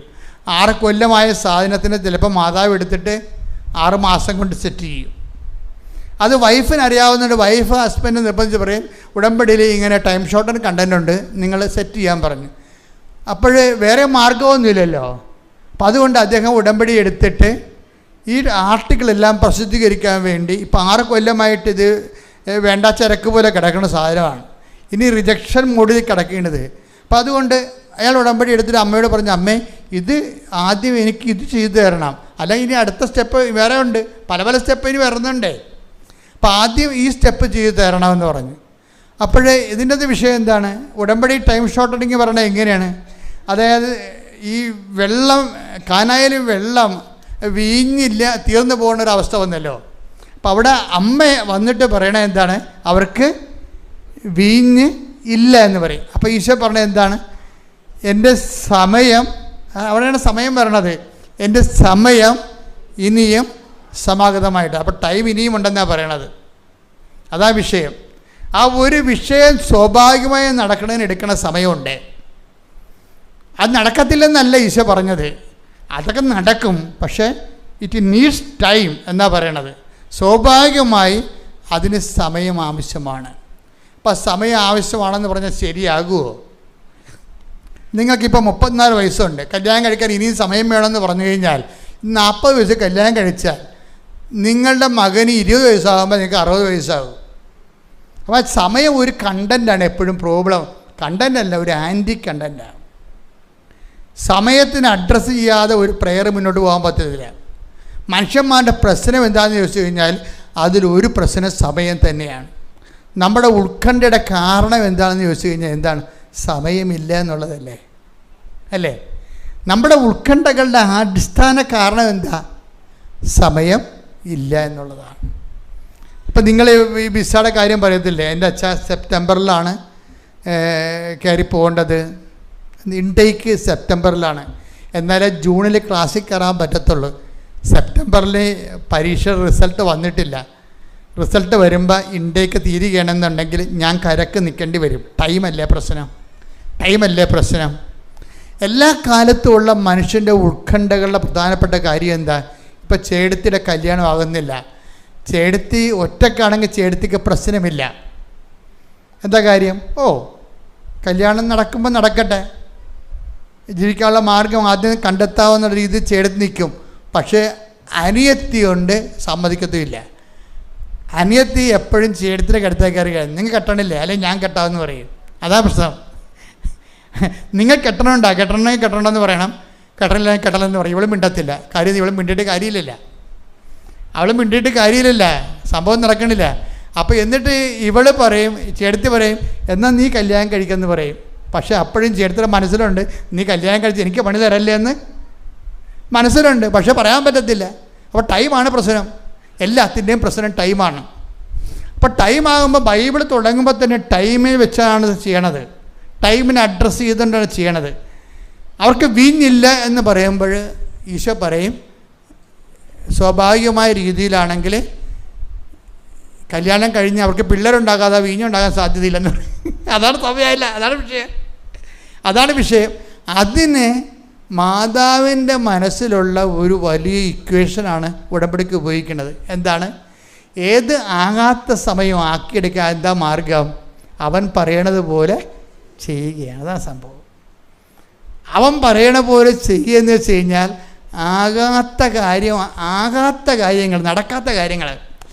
നടക്കാത്ത കാര്യങ്ങൾ എങ്ങനെ നടത്തണമെന്നുള്ളതിനെക്കുറിച്ച് മാതാവിന് പരിശുദ്ധാത്മാവ് ഉപദേശിച്ചൊരു മാർഗമാണ് അത്. നടക്കാത്ത കാര്യങ്ങളുണ്ട് ഈ ലോകത്ത്. ഇതെങ്ങനെ സംഭവിക്കും? ഞാൻ പുരുഷനെ അറിയുന്നില്ലല്ലോ. നടക്കാത്ത കാര്യമല്ലേ? ഇതെങ്ങനെ സംഭവിക്കും? ഞാൻ പുരുഷനെ അറിയുന്നില്ലല്ലോ. അതിൻ്റെ മറുപടി എന്താണ്? പരിശുദ്ധാത്മാവ് നിൻ്റെ മേൽ വരും, നിന്നിൽ ജനിക്കുന്നവൻ അത്യുന്നതൻ്റെ ശക്തി നിന്നിൽ പ്രവർത്തിക്കും. അപ്പം നടക്കാത്ത കാര്യം നടത്താൻ ഒരു മാർഗമേ ഉള്ളൂ. എന്താണത്? അത്യുന്നതൻ്റെ ശക്തി എക്സ്ട്രാ പവർ ഉണ്ടാക്കിയെടുക്കാനേ പറ്റത്തുള്ളൂ. അതാണ് വിഷയം. സാധാരണ ശക്തിയല്ല, പുരുഷൻ്റെ ശക്തിയുണ്ട്. അതേസമയം തന്നെ പുരുഷൻ്റെ ശക്തിയിലും അല്ല ഇത് സംഭവിക്കാൻ പോണത്. കാര്യം എന്താണ്? ജനിക്കാൻ പോകുന്ന ശിശു അത്യുന്നതനാണ്. അത് പുരുഷൻ്റെ ശക്തി എന്ന് വരുന്നതല്ല. ഇനി ജനിക്കാൻ പോകുന്ന ശിശു അത്യുന്നതൻ ദൈവപുത്രൻ എന്ന് വിളിക്കപ്പെടും. അപ്പോൾ ആ പ്രോജക്റ്റ് ഭയങ്കര എലിവേറ്റഡ് ആയിട്ടുള്ള പ്രോജക്റ്റാണ്. അത് നടക്കാത്ത കാര്യമാണ്. അപ്പം നടക്കാത്ത കാര്യം നടത്താൻ വേണ്ടി പരിശുദ്ധാത്മാവ് ഉപദേശിക്കുന്ന തന്ത്രം എന്താ? അത്യുന്നതൻ്റെ ശക്തി നിന്നിലെ ആവശ്യിക്കും. എൻ്റെ ദൈവപൈതൽ, ഇതാണ് എൻ്റെ ഒരു കറക്റ്റ്. നിങ്ങൾ നടക്കാത്ത കാര്യം നടത്താൻ വേണ്ടി വേറെ ഒരു മാർഗവുമില്ല. എന്താണ്? അത്യുന്നതൻ്റെ ശക്തി നമ്മളിൽ പ്രവർത്തിക്കുക മാത്രമേ ഉള്ളൂ. അപ്പോഴും മറിയത്തിനത് മനസ്സിലായി. മറിയം എന്ത് പറഞ്ഞു? ഇത് എൻ്റെ ഒരു പരിധി, വിശ്വാസത്തിൻ്റെ പരിധിയിൽ, അറിവിൻ്റെ പരിധിയിൽ നിൽക്കുന്ന വിഷയമല്ല. അതുകൊണ്ട് എന്താണ്? ഇതാ കർത്താവിൻ്റെ ദാസി. കണ്ട എൻ്റെ വചന സീക്വൻസ് പോണ കണ്ടില്ലേ? ഇത് എൻ്റെ കഴിവിൽ നടക്കണ കാര്യമല്ല. ഇപ്പം ഈ മനുഷ്യൻ്റെ ലേഖനങ്ങളെ ഇൻ്റർനാഷണൽ ലെവലിൽ പ്രസിദ്ധീകരിക്കാൻ 6 കൊല്ലമായിട്ട് പറ്റിയിട്ടില്ലെങ്കിൽ ഇനി 60 കൊല്ലം കഴിഞ്ഞാലും പറ്റത്തില്ല. കാര്യം അഡ്വാൻസായി, സബ്ജക്റ്റ് അഡ്വാൻസായി. എല്ലാ ലോകത്തും എല്ലായിടത്തും റിസർച്ച് നടന്നുകൊണ്ടിരിക്കുകയല്ലേ ആ സബ്ജക്റ്റിൽ. അപ്പോൾ അഡ്വാൻസായിട്ട് പോകുന്ന പുതിയ സാധനങ്ങൾ അവർ പ്രസിദ്ധീകരിക്കത്തുള്ളൂ. അപ്പോൾ ഇത് ഇയാളുടെ കഴിവ് നിൽക്കുന്ന കാര്യങ്ങളല്ല, അത് ഔട്ട്ഡേറ്റഡായി പോയി. അതുകൊണ്ട് തന്നെ ഇത് കാലഹരണപ്പെട്ടിരിക്കുകയാണ്. അപ്പോൾ ഇവിടെ എന്താ വേണ്ടത്? ഇവിടെ സ്വന്തം കഴിവിന് ആ ആർട്ടിക്കിൾ റിവൈസ് ചെയ്തിട്ട് കാര്യമില്ല. ആര് റിവൈസ് ചെയ്താലും ഇങ്ങനെ തന്നെ ആയിരിക്കുമല്ലോ റിവൈസ് ചെയ്യണ കാര്യങ്ങൾ. അതുകൊണ്ട് എന്താ വേണ്ടത്? ഇതിനകത്ത് ദൈവത്തിൻ്റെ ശക്തിയാണ് ഇതിൻ്റെ അകത്ത് ആപ്ലിക്കേറ്റ് ചെയ്യേണ്ടത്. അമ്മ എന്താ പറഞ്ഞത്? അതിനുവേണ്ടി എന്താ ചെയ്യണത്? ഇതാ കർത്താവിൻ്റെ ദാസി. അതാണ് വിഷയം. ഇതിൻ്റെ അകത്തൊരു ദാസ്യത എന്നും പറയും. അത്യുന്നതൻ്റെ ശക്തിയാണ് നിനക്ക് ആവശ്യമുണ്ടെങ്കിൽ അതിൻ്റെ ആദ്യ നടപടിക്രമം എന്താണ്? ദാസനാവുക, ദാസിയാവുക എന്നുള്ളതാണ്. ഇതാണ് വിഷയം. ഇത് വളരെ തന്ത്രപരമായിട്ട് മനസ്സിലാക്കേണ്ട വിഷയമാണ്. കാരണം നിൻ്റെ കഴിവിലല്ല ഇത് വർക്ക് ചെയ്യണമെന്നുണ്ടെങ്കിൽ, പിന്നെ ഇത് വർക്ക് ചെയ്യണമെന്നുണ്ടെങ്കിൽ അത് ദൈവത്തിൻ്റെ കഴിവിലാണ്. ദൈവത്തിൻ്റെ കഴിവിലാണ് ഇത് വർക്ക് ചെയ്യണമെന്നുണ്ടെങ്കിൽ നീ എന്താ ചെയ്യേണ്ടത്? ഇത് കർത്താവിൻ്റെ ദാസനാകണം, അല്ലെങ്കിൽ ദാസിയാകണം. എന്നിട്ട് എന്താ പറയണത്? ഇതാ കർത്താവിൻ്റെ ദാസി. എന്താണ്? നിന്റെ വചനം പോലെ, പറഞ്ഞേ, നിന്റെ വചനം പോലെ എന്നിൽ നിറവേറട്ടെ. അപ്പൊ ഞാനാണ് ഇതിൻ്റെ അകത്തുള്ള സബ്ജക്റ്റ് എന്ന് പറയുന്ന ആള്. ദൈവത്തിൻ്റെ വചനം നിറവേറ്റേണ്ടത് ആരാണ്? ഞാനാണ്. ഞാൻ ആരെപ്പോലെ നിറവേറ്റണം? ദാസിയെപ്പോലെ നിറവേറ്റണം. ദാസിയെപ്പോലെ നിറവേറ്റണം. അപ്പോൾ ഈ മനുഷ്യൻ എന്ത് ചെയ്യുന്നറിയാവോ? അതാ ഈ ദാസിയെപ്പോലെ നിറവേറ്റുമ്പോൾ ഇതാ കർത്താവിൻ്റെ ദാസി, നിൻ്റെ വചനം പോലെ എന്നിൽ നിറവേറട്ടെ എന്ന് പറയുമ്പോൾ അവിടെ വെച്ച് ആ ഡയലോഗ് എല്ലാം തീർത്തിട്ട് ആ മിഷൻ ഓവറായി മാലാഖ മറഞ്ഞു പോവുകയാണ് ചെയ്യണത്. തീർന്നു. മറിയത്തിനേക്ക് വെടിപ്പം മെനയുള്ളൊരു ആൻസർ കിട്ടി കഴിഞ്ഞപ്പോൾ മാലാഖ മറഞ്ഞു പോയെന്നാണ്. പിന്നെ ടോക്കിൻ്റെ ആവശ്യമില്ല. മറിയം പിന്നെ എന്താ ചെയ്യണത്? ദാസിയായിട്ട് ജീവിക്കുകയാണ്. എല്ലാ കാര്യങ്ങൾക്കും യേശു പറഞ്ഞുകൊണ്ട്, എല്ലാത്തിനെയും ഹൃദയത്തിൽ സംഗ്രഹിച്ചുകൊണ്ട് മറിയം യഥാർത്ഥ ദാസിയായിട്ട് ജീവിക്കും. ഇങ്ങനെ ഇതാണ് ഇതിൻ്റെ ഒരു ക്രിസ്തുവിനെ ഒരു വിഷയത്തിൽ കക്ഷി ചേർക്കാനുള്ള സ്വാഭാവികമായിട്ടുള്ള മാർഗം അതാണ്. പക്ഷേ ഈ പ്രൊഫസറിനൊരു പ്രശ്നമുണ്ട്. ഇതിൻ്റെ ദാസനാക്കാനുള്ള കണ്ടന്റ് എന്ന് പറഞ്ഞാൽ എന്താണെന്ന് അറിയാവോ? 2 കാര്യങ്ങൾ ദാസനും ദാസ്യമാക്കാനുള്ള കണ്ടന്റ് ഉടമ്പടിയിലുള്ളേ. ഒന്നെന്താണ്? പത്രം കൊടുക്കുകയാണ്. രണ്ടാമത്തേത് എന്താണ്? ആതുര സേവനമാണ്. ഈ 2 കണ്ടൻറ്റേ ഉള്ളു. ഈ 2 കണ്ടൻ്റാണ് ഈ ആളെ റെഡ്യൂസ് ചെയ്തിട്ട് സമയച്ചുരുക്കം പ്രാപിക്കാൻ വേണ്ടി ദൈവത്തിൻ്റെ ദാസനാകണത്. ഈ ദാസനാകുമ്പോൾ ഈ പ്രൊഫസർ 10 രൂപ കൊണ്ട് നടക്കും. 10 രൂപ കൊണ്ട് നടക്കുമ്പോൾ അങ്ങേര് ആ പ്രദേശത്തുള്ള ഒരു പ്രധാനപ്പെട്ട കുടുംബത്തിൽ അംഗമാണ്. അവിടെ കുടുംബക്കാർ തന്നെ ഇയാളെ കളിയാക്കും. നാണം കൊണ്ടാണ് ഇവിടെ നിരങ്ങുകയാണ് ഈ 10 രൂപ കൊണ്ട്. അതോടുകൂടി തന്നെ ഇയാൾക്ക് സംഭ്രമമാവും. കാര്യം എന്താ, സ്വന്തം നാട്ടിൽ തന്നെ വീട്ടുകാർ തന്നെ ബന്ധുക്കൾ തന്നെ ഇയാൾക്ക് പാര വെക്കാൻ തുടങ്ങും. ഇവർക്ക് ഭയങ്കര ചമ്മലാവും 10 രൂപ കൊണ്ട് നടക്കുമ്പോൾ. 10 രൂപ കഷത്തിൽ വെച്ച് കുരിഞ്ഞാണ് പോണത് കക്ഷി നാട്ടിൽ കൂടി. കാര്യം ചമ്മല. കുറച്ച് കഴിഞ്ഞപ്പോൾ എൻ്റെ ഒരു ടോക്ക് പുള്ളി കേട്ട്. അതാണ് ഈ ഉടമ്പടി ധ്യാനം നിങ്ങളെ കൂടണമെന്ന് പറയണത്. ഈ ഉടമ്പടിയിൽ ഗതി പിടിക്കാൻ കിടക്കുന്ന ആൾക്കാർ ആരാണെന്നറിയാവോ? ഉടമ്പടി ധ്യാനം കൂടാത്തവരാണ്, ഒരു സംശയമില്ലല്ല. അതുകൊണ്ടല്ല 3 പ്രാവശ്യം പുതുക്കി 4 പ്രാവശ്യം പുതുക്കിയെന്ന് പറഞ്ഞ് എൻ്റെ അടുത്ത് വരുമ്പോൾ ഞാൻ ചോദിക്കണം, സാക്ഷ്യം പറഞ്ഞില്ല. സാക്ഷ്യം പറഞ്ഞില്ലെന്ന് പറയുമ്പോൾ തന്നെ എനിക്കറിയാം ഈ പിശാച് ഉടമ്പടി കൂടാത്തതാണ്, ധ്യാനം കൂടാത്തതാണെന്ന്. എന്താ സംശയം? പിന്നെ അടുത്ത ചോദ്യം വരും, നിങ്ങൾ ഉടമ്പടി ധ്യാനം ഞാൻ അവസാനം ദിവസം എന്താ പറഞ്ഞത്? അപ്പോൾ ജപ എന്ന് പറയും. ഞാൻ പറഞ്ഞ വണ്ടി വിട്ടേക്കാൻ പറയും. ഈ പിശാച് വെറുതെ വയറ്റിപ്പഴപ്പിന് വേണ്ടി കൃപാസനത്തെ ദുരുപയോഗിച്ച് ഷീസ് വേസ്റ്റിംഗ് അവർ പ്രഷ്യസ് ടൈം. എൻ്റെ അമൂല്യമായ സമയം ഇവൾ നശിപ്പിക്കുകയാണ്. അപ്പോൾ എനിക്ക് പറയും, എന്താ കാര്യം? ഇവർ ഉടമ്പടി ജീവിക്കണില്ല, അവർ ഉടമ്പടി ധ്യാനം കൂടണില്ല, ആ ഉടമ്പടി ധ്യാനത്തെ പേക്കണ വെളിപാടുകൾ സ്വീകരിക്കണില്ല. അവൾ ഇവിടെ വെച്ച് എന്തോ എഴുതി കുത്തിയിട്ടേച്ച് അവൾ വീട്ടിൽ പോയി കുത്തിയിരിക്കുകയാണ്. എന്നിട്ട് അവർ കാര്യം സാധിക്കാൻ വേണ്ടി അവിടെ പോയി ഇടിവെച്ച് നിലയും പിടിച്ച് ചുറ്റും പിടിച്ചിട്ട് വരികയാണ്. ഇതൊന്നും വർക്കൗട്ട് ചെയ്യത്തില്ല. ഉടമ്പടിയുടെ നയപരിപാടികളുണ്ട്, കാര്യപരിപാടികളുണ്ട്. അതിലൊന്നെന്താണ്, ഈ പ്രൊഫസറിനോട് പറഞ്ഞത് എന്താണെന്നറിയാമോ? അപ്പോൾ നാട്ടുകാർ ഇയാളെ കളിയാക്കുകയാണ്. പ്രൊഫസറായി ഇപ്പോൾ പത്രം വിൽപ്പനക്കാരനായാന്ന് ചോദിക്കും. പ്രൊഫസറാകാൻ പോയ ആളിപ്പോൾ പത്രം വിൽപ്പനക്കാരനായാൽ.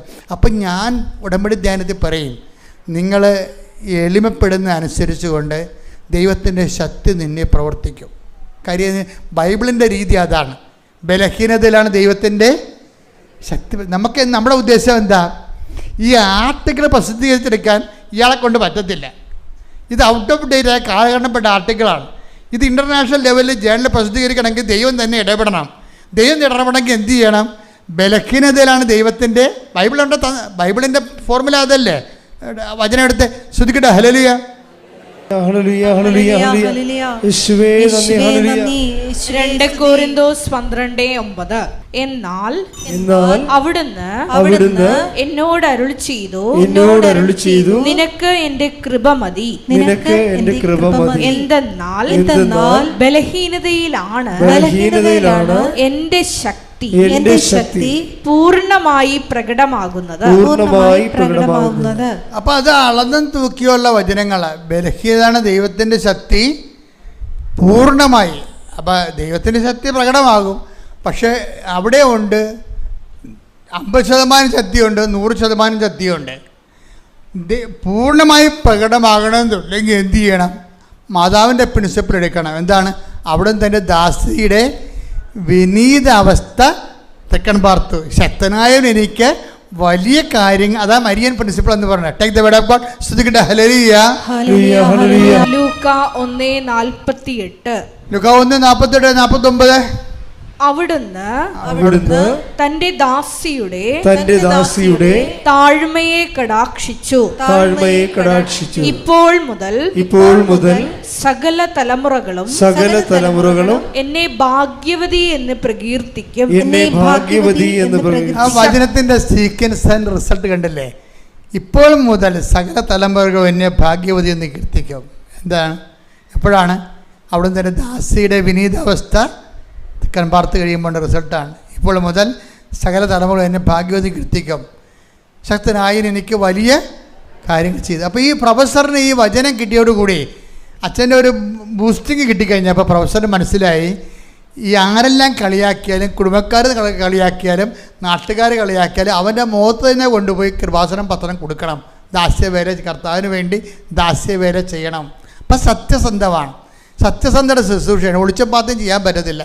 പത്രമെടുത്ത് കുമ്പസാരക്കൂടിൻ്റെ അടി വെച്ച് ഓടിക്കളഞ്ഞാൽ നിനക്ക് ജീവിതകാലം മുഴുവൻ ഓടാവുന്നേ പറ്റത്തുള്ളൂ. അത് നീ ഓടണം, ആദ്യം ചെയ്യാനാ. സത്യസന്ധമായിട്ട് ഈ വിഷയം ചെയ്യാൻ ഈ പ്രൊഫസർ തയ്യാറായി. അയാളെ പിൻവലിച്ചില്ല. അയാൾ ഈ വിഷയം ആരെല്ലാം എന്തെല്ലാം പറഞ്ഞു ആ നാട്ടിൽ തന്നെ, ആ കുടുംബക്കാരുടെ മുന്നിൽ തന്നെ ധൈര്യത്തോടെ ഈ പത്രം കൊടുക്കാൻ തുടങ്ങി, പ്രാർത്ഥിച്ച്. അതെന്താ? അപ്പോൾ എന്ത് പറ്റും? ബലഹീനത ദൈവത്തിൻ്റെ ശക്തി പ്രവർത്തിക്കാൻ തുടങ്ങി. ഇപ്പം ദൈവം കളത്തിലിറങ്ങി. അതാണ് വിഷയം. എന്താ പറ്റി? ശക്തനായ എനിക്ക് വലിയ കാര്യങ്ങൾ ചെയ്യാം. ആ ആർട്ടിക്കിളെല്ലാം 3 മാസം കൊണ്ട് ഇൻ്റർനാഷണൽ ജേർണലിലൊക്കെ പ്രസിദ്ധീകരിച്ചു. ഞെട്ടിപ്പോകും നമ്മൾ. 6 കൊല്ലമായിട്ട് കട്ടി പോലിരുന്ന സാധനമാണ് അനങ്ങാപ്പാറയിട്ട്. അതുകൊണ്ടാണ് അമ്മ ഈ ദൈവം പറയണത് ദൈവത്തിനൊന്നും അസാധ്യമല്ലല്ലോ എന്ന് പറയണില്ലേ. ഈ ഉടമ്പടിയിലുള്ള ഓരോ വിഷയവും ദൈവത്തെ, പല കാര്യങ്ങളും ദൈവം നേരിട്ടിറങ്ങേണ്ട കാര്യങ്ങളാണ്. അപ്പോൾ ദൈവം നേരിട്ടിറങ്ങേണ്ട, നിങ്ങളാണ് നിങ്ങളുടെ പ്രവർത്തനം കണ്ട ദൈവം ഇറങ്ങത്തില്ല, ഈ നൂറ്റാണ്ടിൽ ഇറങ്ങത്തില്ല. അതാണ് വിഷയം. ഇതിൻ്റെ അകത്ത് വിഷയം നിങ്ങളുടെ ഈ അഭ്യാസവും കുരങ്ങ് കളിയും പത്രാസും പകിട്ടുമൊക്കെ കാണുമ്പോൾ ഈ നൂറ്റാണ്ട് ദൈവം ഇറങ്ങത്തില്ല. അതുകൊണ്ട് നിങ്ങൾക്ക് ഈ വിഷയത്തിൽ നല്ലൊരു യൂട്ടേൺ എടുക്കേണ്ടി വരും. ഈ പ്രൊഫസറിനെ പോലെ ഞെട്ടിപ്പോയില്ലേ? 6 കൊല്ലം കൊണ്ട് നടക്കാത്ത കാര്യങ്ങൾ ദൈവം വെറുതെ 3 മാസം കൊണ്ട് നടന്നു. ആർട്ടിക്കിളെല്ലാം പ്രസിദ്ധീകരിച്ച് കഴിഞ്ഞപ്പോൾ യൂണിവേഴ്സിറ്റി ഇയാളെ ഫസ്റ്റ് ലെവലിൽ വിളിച്ചു. എന്താണ്? ശ്രദ്ധിക്കട്ടെ മക്കളെ.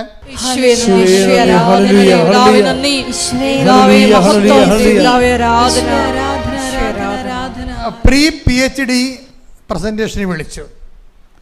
6 കൊല്ലം മുമ്പ് വിളിക്കേണ്ടതായിരുന്നേ. PhD കൊടുക്കണമെമ്പുള്ള സബ്ജക്റ്റ് പ്രസൻറ്റേഷന് വിളിക്കുകയാണ്. സബ്ജക്റ്റ് പ്രസൻറ്റേഷന് സംഭവം തള്ളിപ്പോവും. ഒന്നാമത്തെ കേസിൽ ഇയാളിത് വെച്ചതിന് ശേഷം ഈ സബ്ജക്റ്റിൽ എത്രയോ പേര് PhD എടുക്കുമ്പോൾ നോക്കുന്നുണ്ട്. അപ്പോൾ ഗൈഡ് മാർക്കിനെ സംബന്ധിച്ചത് പച്ചവെള്ളം പോലെ ഈ സംഭവം കറക്റ്റാണ്. അവർ തിരക്കും തലങ്കം വിലങ്കും ചോദ്യങ്ങൾ ചോദിക്കുമ്പോൾ തന്നെ നമ്മൾ ബോധം കെട്ട് വീഴും. പിന്നെ ആംബുലൻസും വിളിച്ചുകൊണ്ട് ചെല്ലേണ്ടി വരും ഇയാളെ അടുത്തുകൊണ്ട് പോരാൻ. അത്രയ്ക്കും പഠനമാണ്. വിറച്ചു പോകും ഈ സംഭവം. വിറച്ചു പോകുമ്പോൾ ഇയാൾക്ക് തോന്നി ഏതായാലും പ്രസൻറ്റേഷനിൽ വിളിച്ചിട്ടുണ്ട്, ഇനി എന്താ മാർഗം? അവരെന്തെന്നാ ചോദിക്കും? എന്നെ വാക്ക് മുട്ടിക്കുമോ? ഞാനവിടെ വിറച്ച് തല്ലി വീഴുമോ? വേർത്തൊലിക്കുമോ? ഒരു പിടിയില്ല. പക്ഷെ ഒരു കാര്യം സത്യമാണ്. എന്താ കാര്യം? ഇയാൾ പണ്ട് അന്ധവിശ്വാസം എന്ന് വിളിച്ചിരുന്ന സാധനമുണ്ട്. പണ്ട് ഉപ്പിടുന്ന കാര്യം പറയുമ്പോൾ പുള്ളിക്ക് പറയും അതൊക്കെ അന്ധവിശ്വാസികൾ ചെയ്യണ പരിപാടിയല്ലേ എന്ന് പറയണ. പ്രൊഫസർ പറഞ്ഞുകൊണ്ടിരുന്നതാണ്. ഉപ്പിടുന്ന് കൊടുത്തുവിടും, പക്ഷേ ഉപ്പ് വീട്ടിൽ തന്നെ ഇരിക്കും. കാര്യം എന്താണ്? ഇതൊക്കെ ഞാൻ കൊണ്ട് വലിയിടത്തൊക്കെ ഉപ്പിട്ട് കഴിഞ്ഞാൽ അത് അന്ധവിശ്വാസം എന്ന് പറയത്തില്ലേ. അപ്പോൾ അങ്ങനെ ഉള്ളൊരു ഐഡിയയിലാണ് പുള്ളി ഉപ്പ് അനക്കാതെ വെച്ചുകൊണ്ടിരിക്കുകയാണ്. പക്ഷേ ഇപ്പം അനക്കാതെ കാര്യമില്ല, ആൾ ഔട്ടാവും. അപ്പോഴേ ഉപ്പെന്ന് പറയുമ്പോൾ നിങ്ങൾക്കറിയാം, ഞാൻ പണ്ട് നിങ്ങളോട് പറഞ്ഞത് എൻ്റെ ഒരു ഉപ്പിൻ്റെ പ്രസംഗം പുള്ളി കേട്ട്. പുള്ളിയുടെ ഒരു ഗുണം നിങ്ങൾ മനസ്സിലാക്കണേ. അതാത് കാലങ്ങളിൽ പുള്ളി ഉടമ്പടി ധ്യാനത്തിൽ അപ്ഡേഷനുള്ള ആളാണ്. അതിൻ്റെ ഇടയ്ക്കാണ് ഉപ്പിൻ്റെ ധ്യാനം കേൾക്കണത്. ഉപ്പിൻ്റെ ധ്യാനം എന്താ? ഉപ്പെന്ന് പറയുമ്പോൾ ഒരു സ്ഥലത്ത് ലേവയ പുരോഹിതനെ ഇസ്രയേലിലെ അവകാശ ഭൂമിയില്ല. ദൈവം പറയും മോശ 12 പേരെ 12 ഗോത്രങ്ങൾക്ക് വാഗ്ദാന ഭൂമി നേരത്തെ പങ്കിട്ട് വെക്കും. അപ്പോൾ അഹ്റോനാണ് മോസസിൻ്റെ കൂടെ വാഗ്ദാന പേടകത്തിൻ്റെ ശുശ്രൂഷ നിൽക്കുന്ന പുരോഹിതൻ. 24 hours ഡ്യൂട്ടിയാണ്. അഹ്റോൻ്റെ കുടുംബക്കാരും പുരോഹിത വംശവുമാണവർ. അവർക്ക് ഇസ്രയേലിൽ പോകാൻ നേരത്തെ ഇസ്രയേലിൽ ചെല്ലുമ്പോൾ ബെഞ്ചമിൻ ഗോത്രത്തിനും ജൂദായ ഗോത്രത്തിനും ഒക്കെ ഉണ്ട് ലേവിയക്കാർക്ക് കുടുംബക്കാർക്ക്. മോശസ് പറയും നിങ്ങൾക്ക് ഓഹരി ഇല്ല കേട്ടോ എന്ന് പറയും. നിങ്ങൾക്ക് ഓഹരിയില്ല. എന്താ കാര്യം? നിങ്ങൾക്ക് ഈ ഭൗതികമായ ഓഹരി തന്നാൽ അതിനേക്കാൾ വലുതാണ് നിങ്ങളുടെ ജോലി. എന്താണ്? കർത്താവിൻ്റെ ആലയത്തിൽ ജോലി ചെയ്യണ പരിപാടിയാണ് നിങ്ങളുടേത്. അതുകൊണ്ട് ദൈവമായ കർത്താവായിരിക്കും നിങ്ങളുടെ ഓഹരി എന്ന്. അത് ഭയങ്കര വല്ലാത്തൊരു ബൈബിളിൽ ഏറ്റവും വല്ലാത്ത വർത്തമാനമാണ്. നിങ്ങൾക്ക് ഭൂമിയിൽ ഓഹരിയില്ല, മറിച്ച് ദൈവമായ കർത്താവ് തന്നെയായിരിക്കും നിങ്ങളുടെ ഓഹരി എന്ന് പറയും. അതുകൊണ്ട് മോശസ് പറയും ഇവരുടെ ബലിവസ്തുക്കളിൽ നിങ്ങൾ ഉപ്പിടണം. ആ ഭാഗം കർത്താവിൻ്റെ അവകാശപ്പെട്ടത് ഇവർക്കുള്ളതാണെന്ന് പറയും. അങ്ങനെ ഇവർ ദേവാലയം കൊണ്ട് ജീവിക്കുമെന്ന് പറയും. അതാണ് ഉപ്പിൻ്റെ പ്രശ്നം. ഉപ്പിട്ട് കഴിഞ്ഞാൽ ഒരു 18 എടുത്തേ. സംഖ്യ 18:19. സംഖ്യ 18:19. ഇസ്രായേൽ ജനം പറഞ്ഞേ. ഇസ്രായേൽ ജനം കർത്താവിന് നിരാജനമായി സമർപ്പിക്കുന്ന നിരാജനം എന്ന് പറഞ്ഞ ഉടമ്പടി. പുതിയ ബൈബിളിൽ അവർ ഉപ്പിൻ്റെ ഉടമ്പടി എന്ന് എഴുതിയിട്ടുണ്ട്. പുതിയ ബൈബിൾ ഇപ്പോൾ PSC ഇറക്കിയിട്ടില്ലേ, അതിൽ ഉപ്പിൻ്റെ ഉടമ്പടി എന്ന് കറക്റ്റായിട്ട് എഴുതിയിട്ടുണ്ട്. ഉടമ്പടിയുടെ ഭാഗമാണ് ഉപ്പെന്ന് പറയണത്. വായിച്ചേ. നിരാജനമായി സമർപ്പിക്കുന്ന വിശുദ്ധ കാഴ്ചകളെല്ലാം നിനക്കും പുത്രന്മാർക്കും പുത്രിമാർക്കും ശാശ്വത അവകാശമായി ഞാൻ നൽകുന്നു. ബലിവസ്തുക്കൾ ഉപ്പ് തളിക്കണ നിരാഞ്ജനം എന്ന് പറയുന്നത് ലെവന ഉടമ്പടി. അപ്പം ആ ഭാഗം ലേവ്യ പുരോഹിതന് ശാശ്വത അവകാശമാണ്. കാര്യം എന്താണ്? ആ ഭാഗം ദൈവത്തിൻ്റെതാണ്, ദൈവത്തിൻ്റെ അവകാശം ഇവൻ്റെതാണ്. അതാണ് എൻ്റെ കണക്കെന്ന് പറയണത്. അപ്പോൾ ഉപ്പ് ഒരു സ്ഥലത്ത് കൊണ്ട് ഇട്ട് കഴിഞ്ഞാൽ, വിശ്വാസ പ്രമാണം ചൊല്ലിക്കഴിഞ്ഞാൽ ഓട്ടോമാറ്റിക്കായിട്ട് എന്താ ഭാഗം? ഇത് ദൈവത്തിൻ്റെ അധികാരത്തിൻ്റെ ഭൂമി എന്ന് പറയും. ദൈവത്തിൻ്റെ അധികാരം എൻ്റെ അവകാശമാണെന്ന് പറയും. അതാണ് വിഷയം. അതാണ് നമ്മൾ വിശ്വാസ പ്രമാണം ചെല്ലുമ്പോൾ ഉപ്പ് ഇടണത്. അല്ല കൂടുതലക്കാർ നിങ്ങൾക്ക് ഉപ്പ് തന്നെ പോലെയുള്ള ഉപ്പലിൻ്റെ പരിപാടിയല്ല ഇത്. അത് പറഞ്ഞിട്ടാണ് ആൾക്കാർക്ക് ബോധമില്ലാതെ എന്തിനൊക്കെ പിച്ചുമ്പയും പറയണത്. അതല്ല, ഇത് ഉടമ്പടി പ്രകാരമുള്ള ഉപ്പാണ്. ഉപ്പ് തളിച്ചു കഴിഞ്ഞാൽ ഉപ്പിൻ്റെ ഭാഗം എവിടെ തളിക്കുന്നുവോ അത് കർത്താവിൻ്റെ അധികാരത്തിലുള്ളതാണ്. കർത്താവിൻ്റെ അധികാരത്തിൽ വേറെ ആർക്കും അധികാരമില്ല. അത് മോശസിന് ലേവായ പുത്രൻ്റെ അവകാശമാണ്. ആരാണ് തളിക്കണത്? അവൻ്റെ അവകാശമാണെന്ന്. ഇയാൾ പ്രൊഫസർ എന്ത് ചെയ്ത്? പ്രൊഫസർ ഈ പ്രീ PhDക്ക് വിളിക്കുമ്പോൾ തന്നെ, ഗ്രാൻഡ് പ്രസൻറ്റേഷൻ വിളിക്കുമ്പോൾ തന്നെ ആ സ്ഥലത്ത് കൊണ്ട് ഉപ്പിട്ട് വിശ്വാസപ്രമാണം ചെല്ലും. എന്താ കാര്യം? എനിക്ക് പേടിയാണ്, സബ്ജക്റ്റ് വൈസ് കമാൻഡില്ല. അവർ എന്നോട് ചോദിച്ച ചോദ്യത്തിന് പറയാൻ എനിക്ക് വിറച്ചത് കൊള്ളാൻ സാധ്യതയുണ്ട്. അതുകൊണ്ട് ഇത് നിൻ്റെതാണ്, നോട്ട് ബൈ മെറിറ്റ്, എൻ്റെ മെറിറ്റല്ല, നിൻ്റെ കഴിവാണ്, നിൻ്റെ അധികാരത്തിലുള്ളതാണ്, അതെൻ്റെ അവകാശമാണ്. എനിക്ക് നീ ഇവിടെ വിജയം പ്രാപിക്കും. ആ വിശ്വാസ പ്രഖ്യാപനമാണ്. 5 മിനിറ്റ് 10 മിനിറ്റ് കൊണ്ട് ആ സെക്ഷൻ ഓവറായി, ഈ മനുഷ്യൻ പാസ് ഔട്ടായി പോകുന്നു. ഇത്രയും സ്പീഡാണ് ഈ വിഷയം. ദൈവത്തിന് പ്രഖ്യാപിച്ചു കഴിഞ്ഞാൽ എത്ര പെട്ടെന്നാണ് ഈ വിഷയം നടക്കുന്നത്. പക്ഷെ ഒരു പ്രശ്നം വെച്ച് കഴിഞ്ഞാൽ ഇതിനെക്കുറിച്ച് നമ്മളെ അതാണ് ചിലർക്ക് പറയുന്നത്. പലരും ഉപ്പൊക്കെ കൊണ്ട് ഇടുന്നുണ്ട്, അത് ഒളിച്ചും പാത്തും അവർ നോക്കുക, ഇവർ നോക്കുക, പട്ടി കടിക്കുക, പാമ്പ് കടിക്കുക എന്നൊക്കെ പറഞ്ഞുകൊണ്ടാണ് ഈ ലേഡീസ് ഈ പണിക്ക് പോകാതിരിക്കണം നല്ലത്. കാര്യം ജന്മന ഭയത്തിന് കൈയും കാലും വെച്ചിരിക്കുന്ന പാർട്ടിയാണ് പലരും. അവർ കൊണ്ടുപോയോ വല്ലരും കാണുക ഉപ്പ് തളിച്ച, അവർ കാണുക അവിടെ പട്ടി ഉണ്ടാകുക, അവിടെ പാമ്പ് കളിക്കുക, ആൾക്കാർ കാണുക. ഇങ്ങനെയൊക്കെ ഇതൊക്കെ ഈ മനുഷ്യനെയൊക്കെ ഓർത്തുകൊണ്ട് പോയി ഇട്ട വർക്ക് ചെയ്യരുത്. ഇത് വർക്ക് ചെയ്യുമ്പോൾ ലേവാ പുരോഹിതൻ്റെ ബോധം ഉണ്ടാകണം. ഇത് കർത്താവിൻ്റെ അധികാരത്തിൽ കൊണ്ടുവരികയാണ്. അതൊരു വിശ്വാസ പ്രയോഗമാണ്. അതാണ് അതിൻ്റെ മെയിൻ പോയിൻ്റ്. പ്രൊഫസർ പറയുന്നുണ്ടത്. ഇത് വിശ്വാസ പ്രയോഗമാണ്. വിശ്വാസം പ്രാർത്ഥനയാക്കാം, വിശ്വാസം പ്രഖ്യാപനമാക്കാം, വിശ്വാസം പ്രയോഗമാക്കാം. അപ്പോൾ വിശ്വാസ പ്രയോഗമാണ് ഈ ഉടമ്പടി തൈലത്തിലും അതുപോലെ ഉടമ്പടി ഉപ്പിലുമുള്ളത്. പക്ഷേ അത് ആക്ടിവേറ്റ് ചെയ്യണ പ്രിൻസിപ്പിൾ എന്താണ്? വിശ്വാസ പ്രമാണമാണ്. വിശ്വാസ പ്രമാണം പ്രഘോഷിച്ചുകൊണ്ടാണ് വിശ്വാസ പ്രയോഗം നടത്തുന്നത്. അതാണ് വിശ്വാസ പ്രഖ്യാപനത്തിലൂടെയാണ്. അപ്പം ഇതെല്ലാം ഇത് ചെയ്യുമ്പോഴെല്ലാം വളരെ നിശബ്ദതയിൽ വിശ്വാസ പ്രമാണം തെറ്റാ ചൊല്ലി സംഭവിക്കാൻ പോകുന്ന ആ വിഷയത്തെ മുഴുവനും ദൈവത്തിൻ്റെ പരിധിയിലാക്കുന്നു എന്നുള്ള ഒരു ആന്തരിക നിശബ്ദത നമുക്ക് നിശ്ചയദാർഢ്യം ഉണ്ടാകണം. അതിനായി സ്തുതിക്കട്ടെ. ഹല്ലേലൂയ.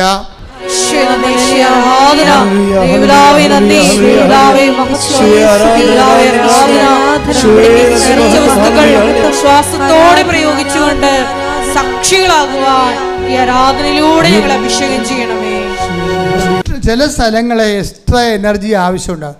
ഇപ്പം എന്താ സംഭവിക്കണം? ചിലർക്ക് ഉടമ്പടി എടുക്കും, പക്ഷേ ഈ എക്സ്ട്രാ എനർജി ടാപ്പ് ചെയ്യേണ്ട ആ ഫോർമുലകളൊന്നും ആൾക്കാർ ശ്രദ്ധിക്കത്തില്ല. അവർ ഉപ്പിടാൻ പറഞ്ഞ് കൊണ്ട് ഉപ്പിടും. അതല്ല, അത് വർക്ക് ചെയ്യത്തില്ല ഒരിക്കലും. അത് പ്രയോഗമാണെന്ന് മനസ്സിലാക്കിയിട്ട് വിശ്വാസം ആദ്യം പ്രഖ്യാപിക്കണം നമ്മൾ.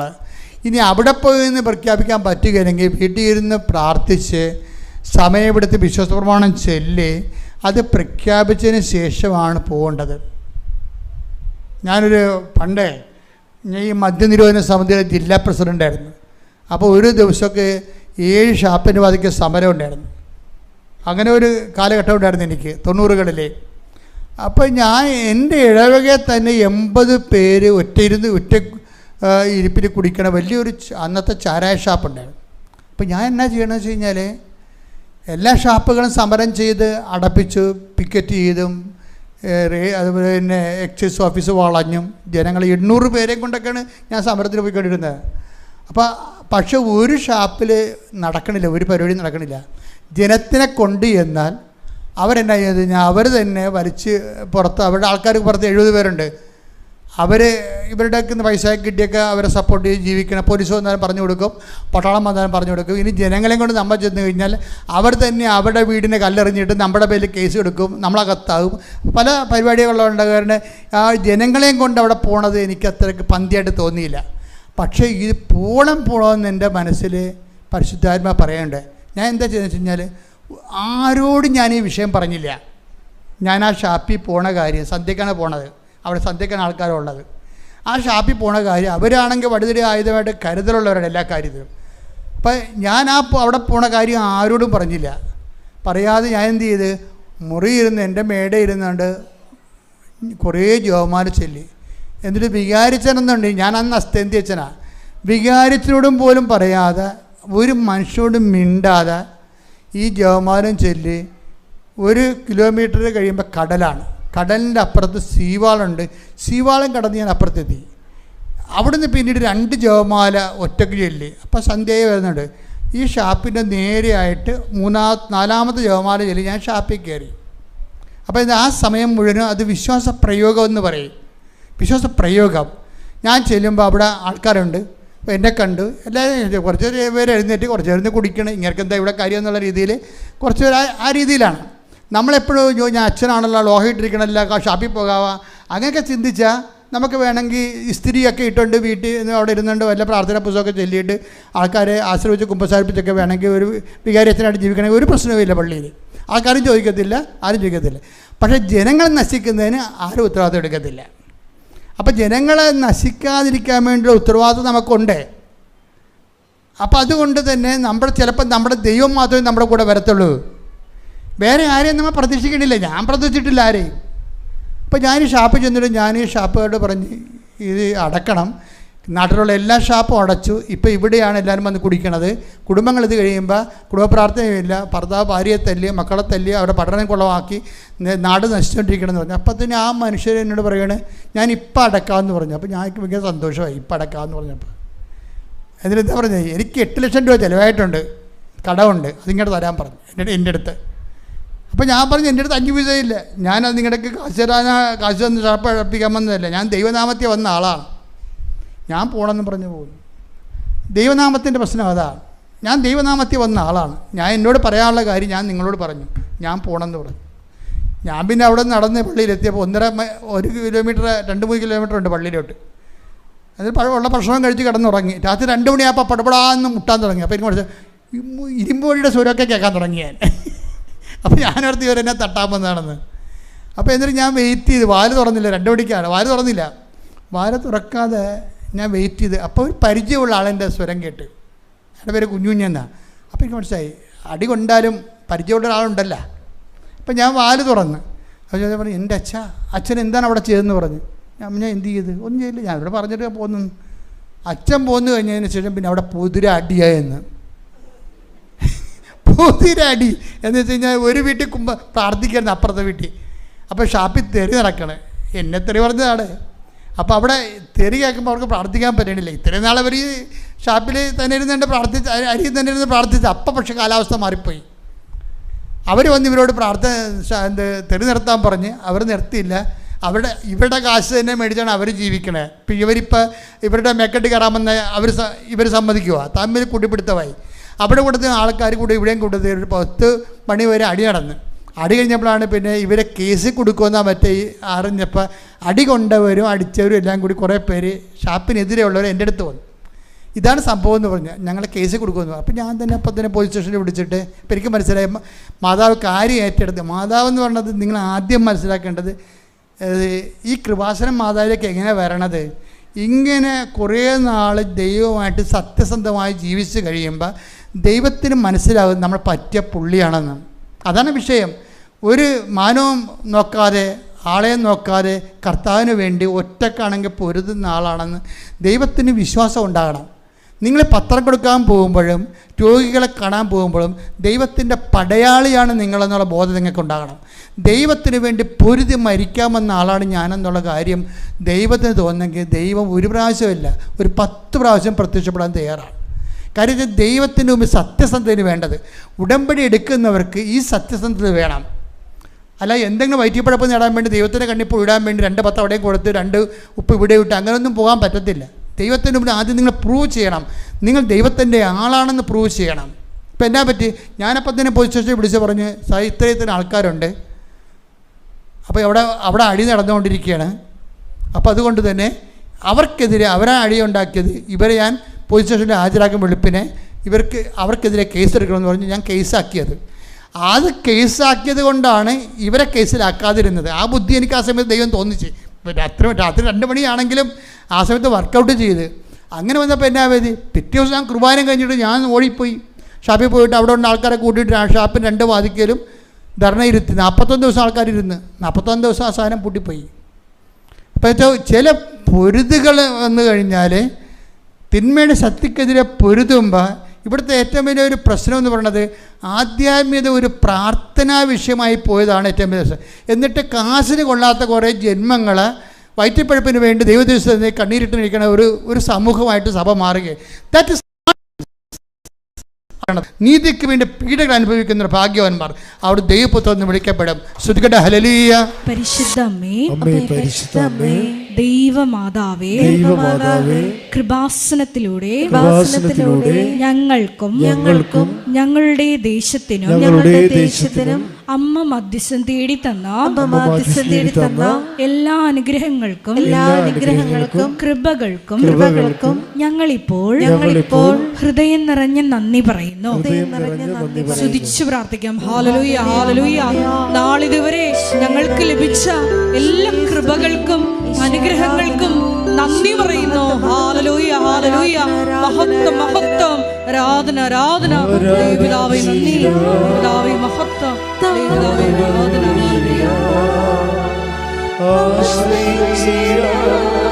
ദിവ്യകാരുണ്യത്തെ ആരാധിച്ചിടാം, താടുകളഞ്ഞിടാം, ആശ്രയിച്ചിടാം ദിവ്യകാരുണ്യത്തെ. പരിശുദ്ധ പരമ ദിവ്യ കാരുണ്യത്തിന് നേരവും ആരാധനയും സ്തുതിയും പുകഴ്ചയും ഉണ്ടായിരിക്കട്ടെ. പരിശുദ്ധ പരമ ദിവ്യ കാരുണ്യത്തിന് നേരവും ആരാധനയും സ്തുതിയും പുകഴ്ചയും ഉണ്ടായിരിക്കട്ടെ. പരിശുദ്ധ പരമ ദിവ്യ കാരുണ്യത്തിന് നേരവും ആരാധനയും സ്തുതിയും പുകഴ്ചയും ഉണ്ടായിരിക്കട്ടെ. അമ്മേ പരിശുദ്ധ അമ്മേ, അമ്മേ പരിശുദ്ധ അമ്മേ, ദൈവമാതാവേ, 2004 ഡിസംബർ 7-ാം തീയതി ഉച്ച കഴിഞ്ഞ് 2:30 കൃപാസനത്തിൽ സംഭവിച്ച അമ്മയുടെ പ്രത്യക്ഷപ്പെടലിനെ കുറിച്ച് തിരുസഭയ്ക്ക് സമർപ്പിച്ചിരിക്കുന്ന പഠനരേഖകളുടെ മേൽ വസ്തുനിഷ്ഠവും ദൈവശാസ്ത്ര വിധി പ്രകാരമുള്ളതുമായ അന്വേഷണ പഠനങ്ങൾ നടത്തി ആ പ്രത്യക്ഷപ്പെടലിലൂടെ പ്രകടമായ ദൈവമാതാവിന്റെ പ്രത്യേക കരുതലും സംരക്ഷണവും വെളിപ്പെടുത്തുന്ന പീഡിതരുടെ ആശ്വാസവും പ്രവാചകന്മാരുടെ രാജ്ഞിയും വാഗ്ദാനത്തിന്റെ പേടകവും പ്രപഞ്ച പ്രകൃതിയുടെ മാതാവുമായ പരിശുദ്ധമ്മയുടെ ഭക്തി തിരുസഭയിൽ കൂടുതൽ പ്രചരിച്ച് ജീവിതത്തിന്റെ ദുരിത ദുരന്ത അവസ്ഥകളിൽ അകപ്പെട്ട് കഴിയുന്ന അനേകായിരം മക്കൾക്ക് ദൈവത്തിന്റെ സാന്നിധ്യവും സന്ധിപ്പും കൂടുതൽ അനുഭവിക്കുക വഴി ആത്മീയ വിശുദ്ധിയും ദൈവശക്തിയും കൈവരിക്കുവാൻ ഞങ്ങളുടെ കുടുംബങ്ങളെ ഇടയാക്കണമേ. സ്തുതിച്ചു പ്രാർത്ഥിക്കാം. Hallelujah, hallelujah, hallelujah. പരിശുദ്ധ പരമ ദിവ്യ കാരുണ്യത്തിന് ആരാധനയും സ്തുതിയും പുകഴ്ചയും ഉണ്ടായിരിക്കട്ടെ. അമ്മേ പരിശുദ്ധ അമ്മേ ഭൂസ്വർലോകങ്ങളുടെ രാജ്ഞിയായ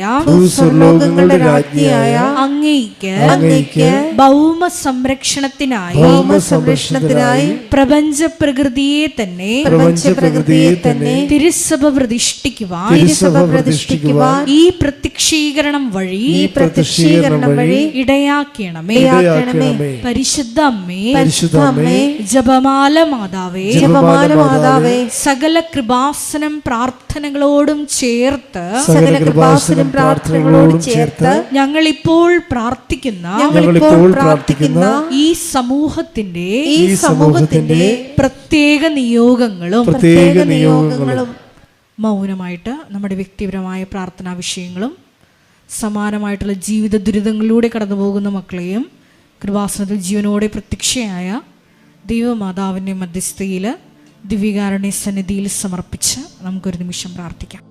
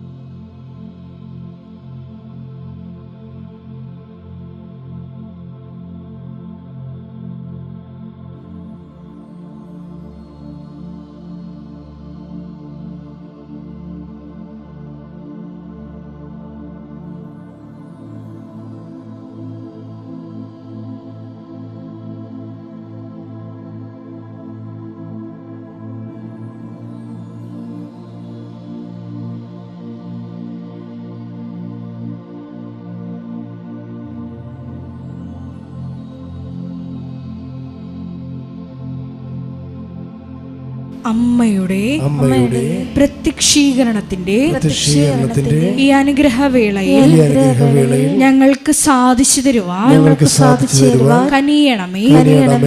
ആമേൻ. സ്തുതിച്ചു പ്രാർത്ഥിക്കാം. Hallelujah, hallelujah, hallelujah, hallelujah. ഒരിക്കൽ കൂടി നാളിതുവരെ കൃപാസനത്തിൽ വന്ന് മരിയൻ ഉടമ്പടിയെടുത്ത് പ്രാർത്ഥിച്ചു പോയിട്ടുള്ള മുഴുവൻ മക്കളെയും, ഓൺലൈനായി ഉടമ്പടിയെടുത്ത് പ്രാർത്ഥിക്കുന്ന മക്കളെയും, ലൈറ്റ് ക്യാൻഡിൽ പ്രയർ വഴിയായിട്ടും അവർ ഡെയിലി ബ്രെഡ് പ്രാർത്ഥനയിലൂടെയും എല്ലാം തങ്ങളുടെ നിയോഗങ്ങൾ സമർപ്പിക്കുന്ന ഓരോ മക്കളുടെയും വ്യക്തിപരമായ ആവശ്യങ്ങളെ ഞങ്ങൾ ഈ അൾത്താരയിൽ സമർപ്പിച്ച് പ്രാർത്ഥിക്കുന്നു.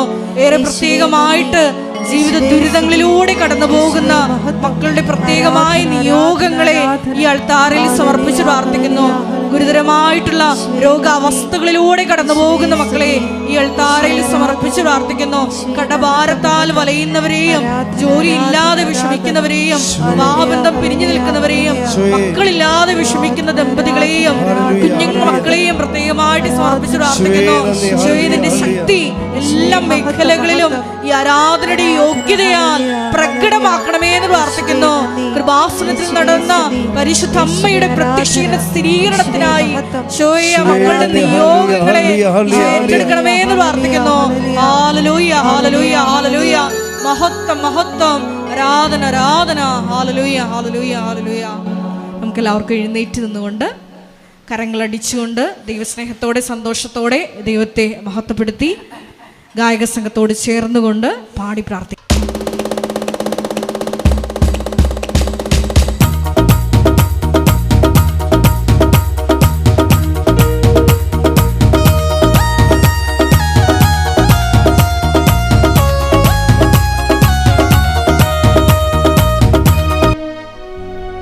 എൻ്റെ സഹോദരങ്ങൾ അച്ഛനോട് ചേർന്ന് പ്രാർത്ഥിക്കണം. നിങ്ങൾക്ക് വേണ്ടി, നിങ്ങൾക്കറിയാവുന്ന രോഗങ്ങൾക്ക് വേണ്ടി നിങ്ങളത് പ്രാർത്ഥിക്കുമ്പോൾ സത്യസന്ധമായി നിങ്ങൾ ആരെ ഉദ്ദേശിക്കുന്നുവോ അവർക്ക് സൗഖ്യപ്പെട്ട് നിങ്ങളുടെ മുമ്പിൽ വരാൻ ഇടയാക്കണമെന്നുള്ള ആത്മാർത്ഥതയോടെ പ്രാർത്ഥിക്കണം. പലരും പ്രാർത്ഥിക്കണം. പാപി എന്ന പട്ടിക എന്ന പടിവാതിൽ തുറക്കുമെന്ന് ചോദിക്കുന്ന പോലെയാണ് പ്രാർത്ഥിക്കണം. അങ്ങനെ ഒരു കോൺഫിഡൻസിലാണ് ആൾക്കാർ പ്രാർത്ഥിക്കുന്നത്. ഉടമ്പടി എടുത്തവർ അങ്ങനെയല്ല. ഉടമ്പടി എടുത്തവർ ദൈവത്തിൻ്റെ സ്വന്തം ആൾക്കാരാണ്.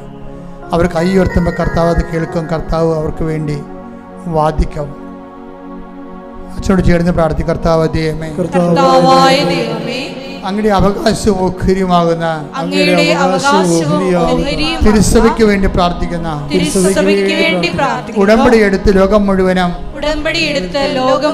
സുവിശേഷ വേല ചെയ്യുന്നവർക്ക് വേണ്ടി പ്രാർത്ഥിക്കുന്ന ഞങ്ങളെ എല്ലാവരെയും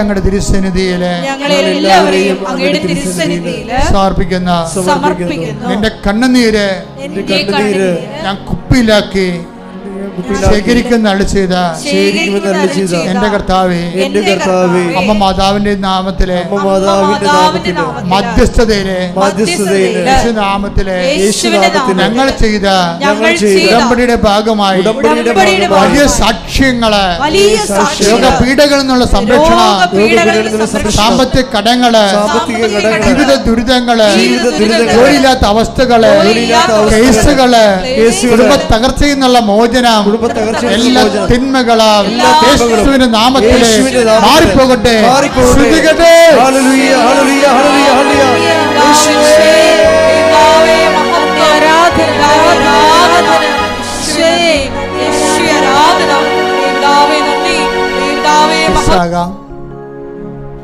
ചിലപ്പോൾ കേസ് അനുകൂലമായി വിധിക്കുന്ന വിഷയമാകാം, സ്ഥല വിൽപ്പനയാകാം, ജപ്തി നടപടി നീങ്ങുന്ന കാര്യമാകാം, ജീവിതമാർഗം തുറന്നു കിട്ടുന്ന കാര്യമാകാം, വിസ പുതുക്കുന്ന കാര്യമാകാം, വിവാഹം ഒത്തുവരുന്ന കാര്യമാകാം, മക്കൾ ലഭിക്കുന്ന കാര്യമാകാം, പരീക്ഷയ്ക്ക് ഉന്നതമായ നിലവാരം പുലർത്തുന്ന പരീക്ഷാ വിജയത്തിൻ്റെ കാര്യമാകാം. മൗനമായി പ്രാർത്ഥിക്കട്ടെ.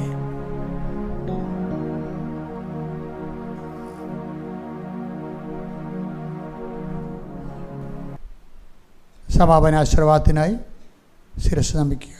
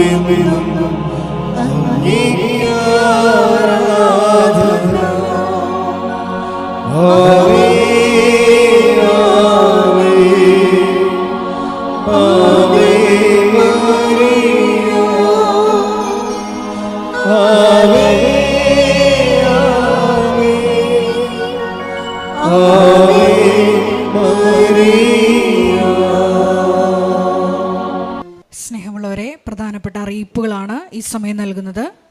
കൃപാസനത്തിൽ എല്ലാ ദിവസവും മരിയൻ ഉടമ്പടി എടുക്കാനും പുതുക്കാനുമുള്ള അവസരം ഉണ്ടായിരിക്കുന്നതാണ്. അതുപോലെ തന്നെ എല്ലാ ദിവസവും രാവിലെ 10:30 ഇംഗ്ലീഷ് മരിയൻ ഉടമ്പടി ക്ലാസ്സും ഉച്ചകഴിഞ്ഞ് 1:30 ഹിന്ദി മരിയൻ ഉടമ്പടി ക്ലാസ്സും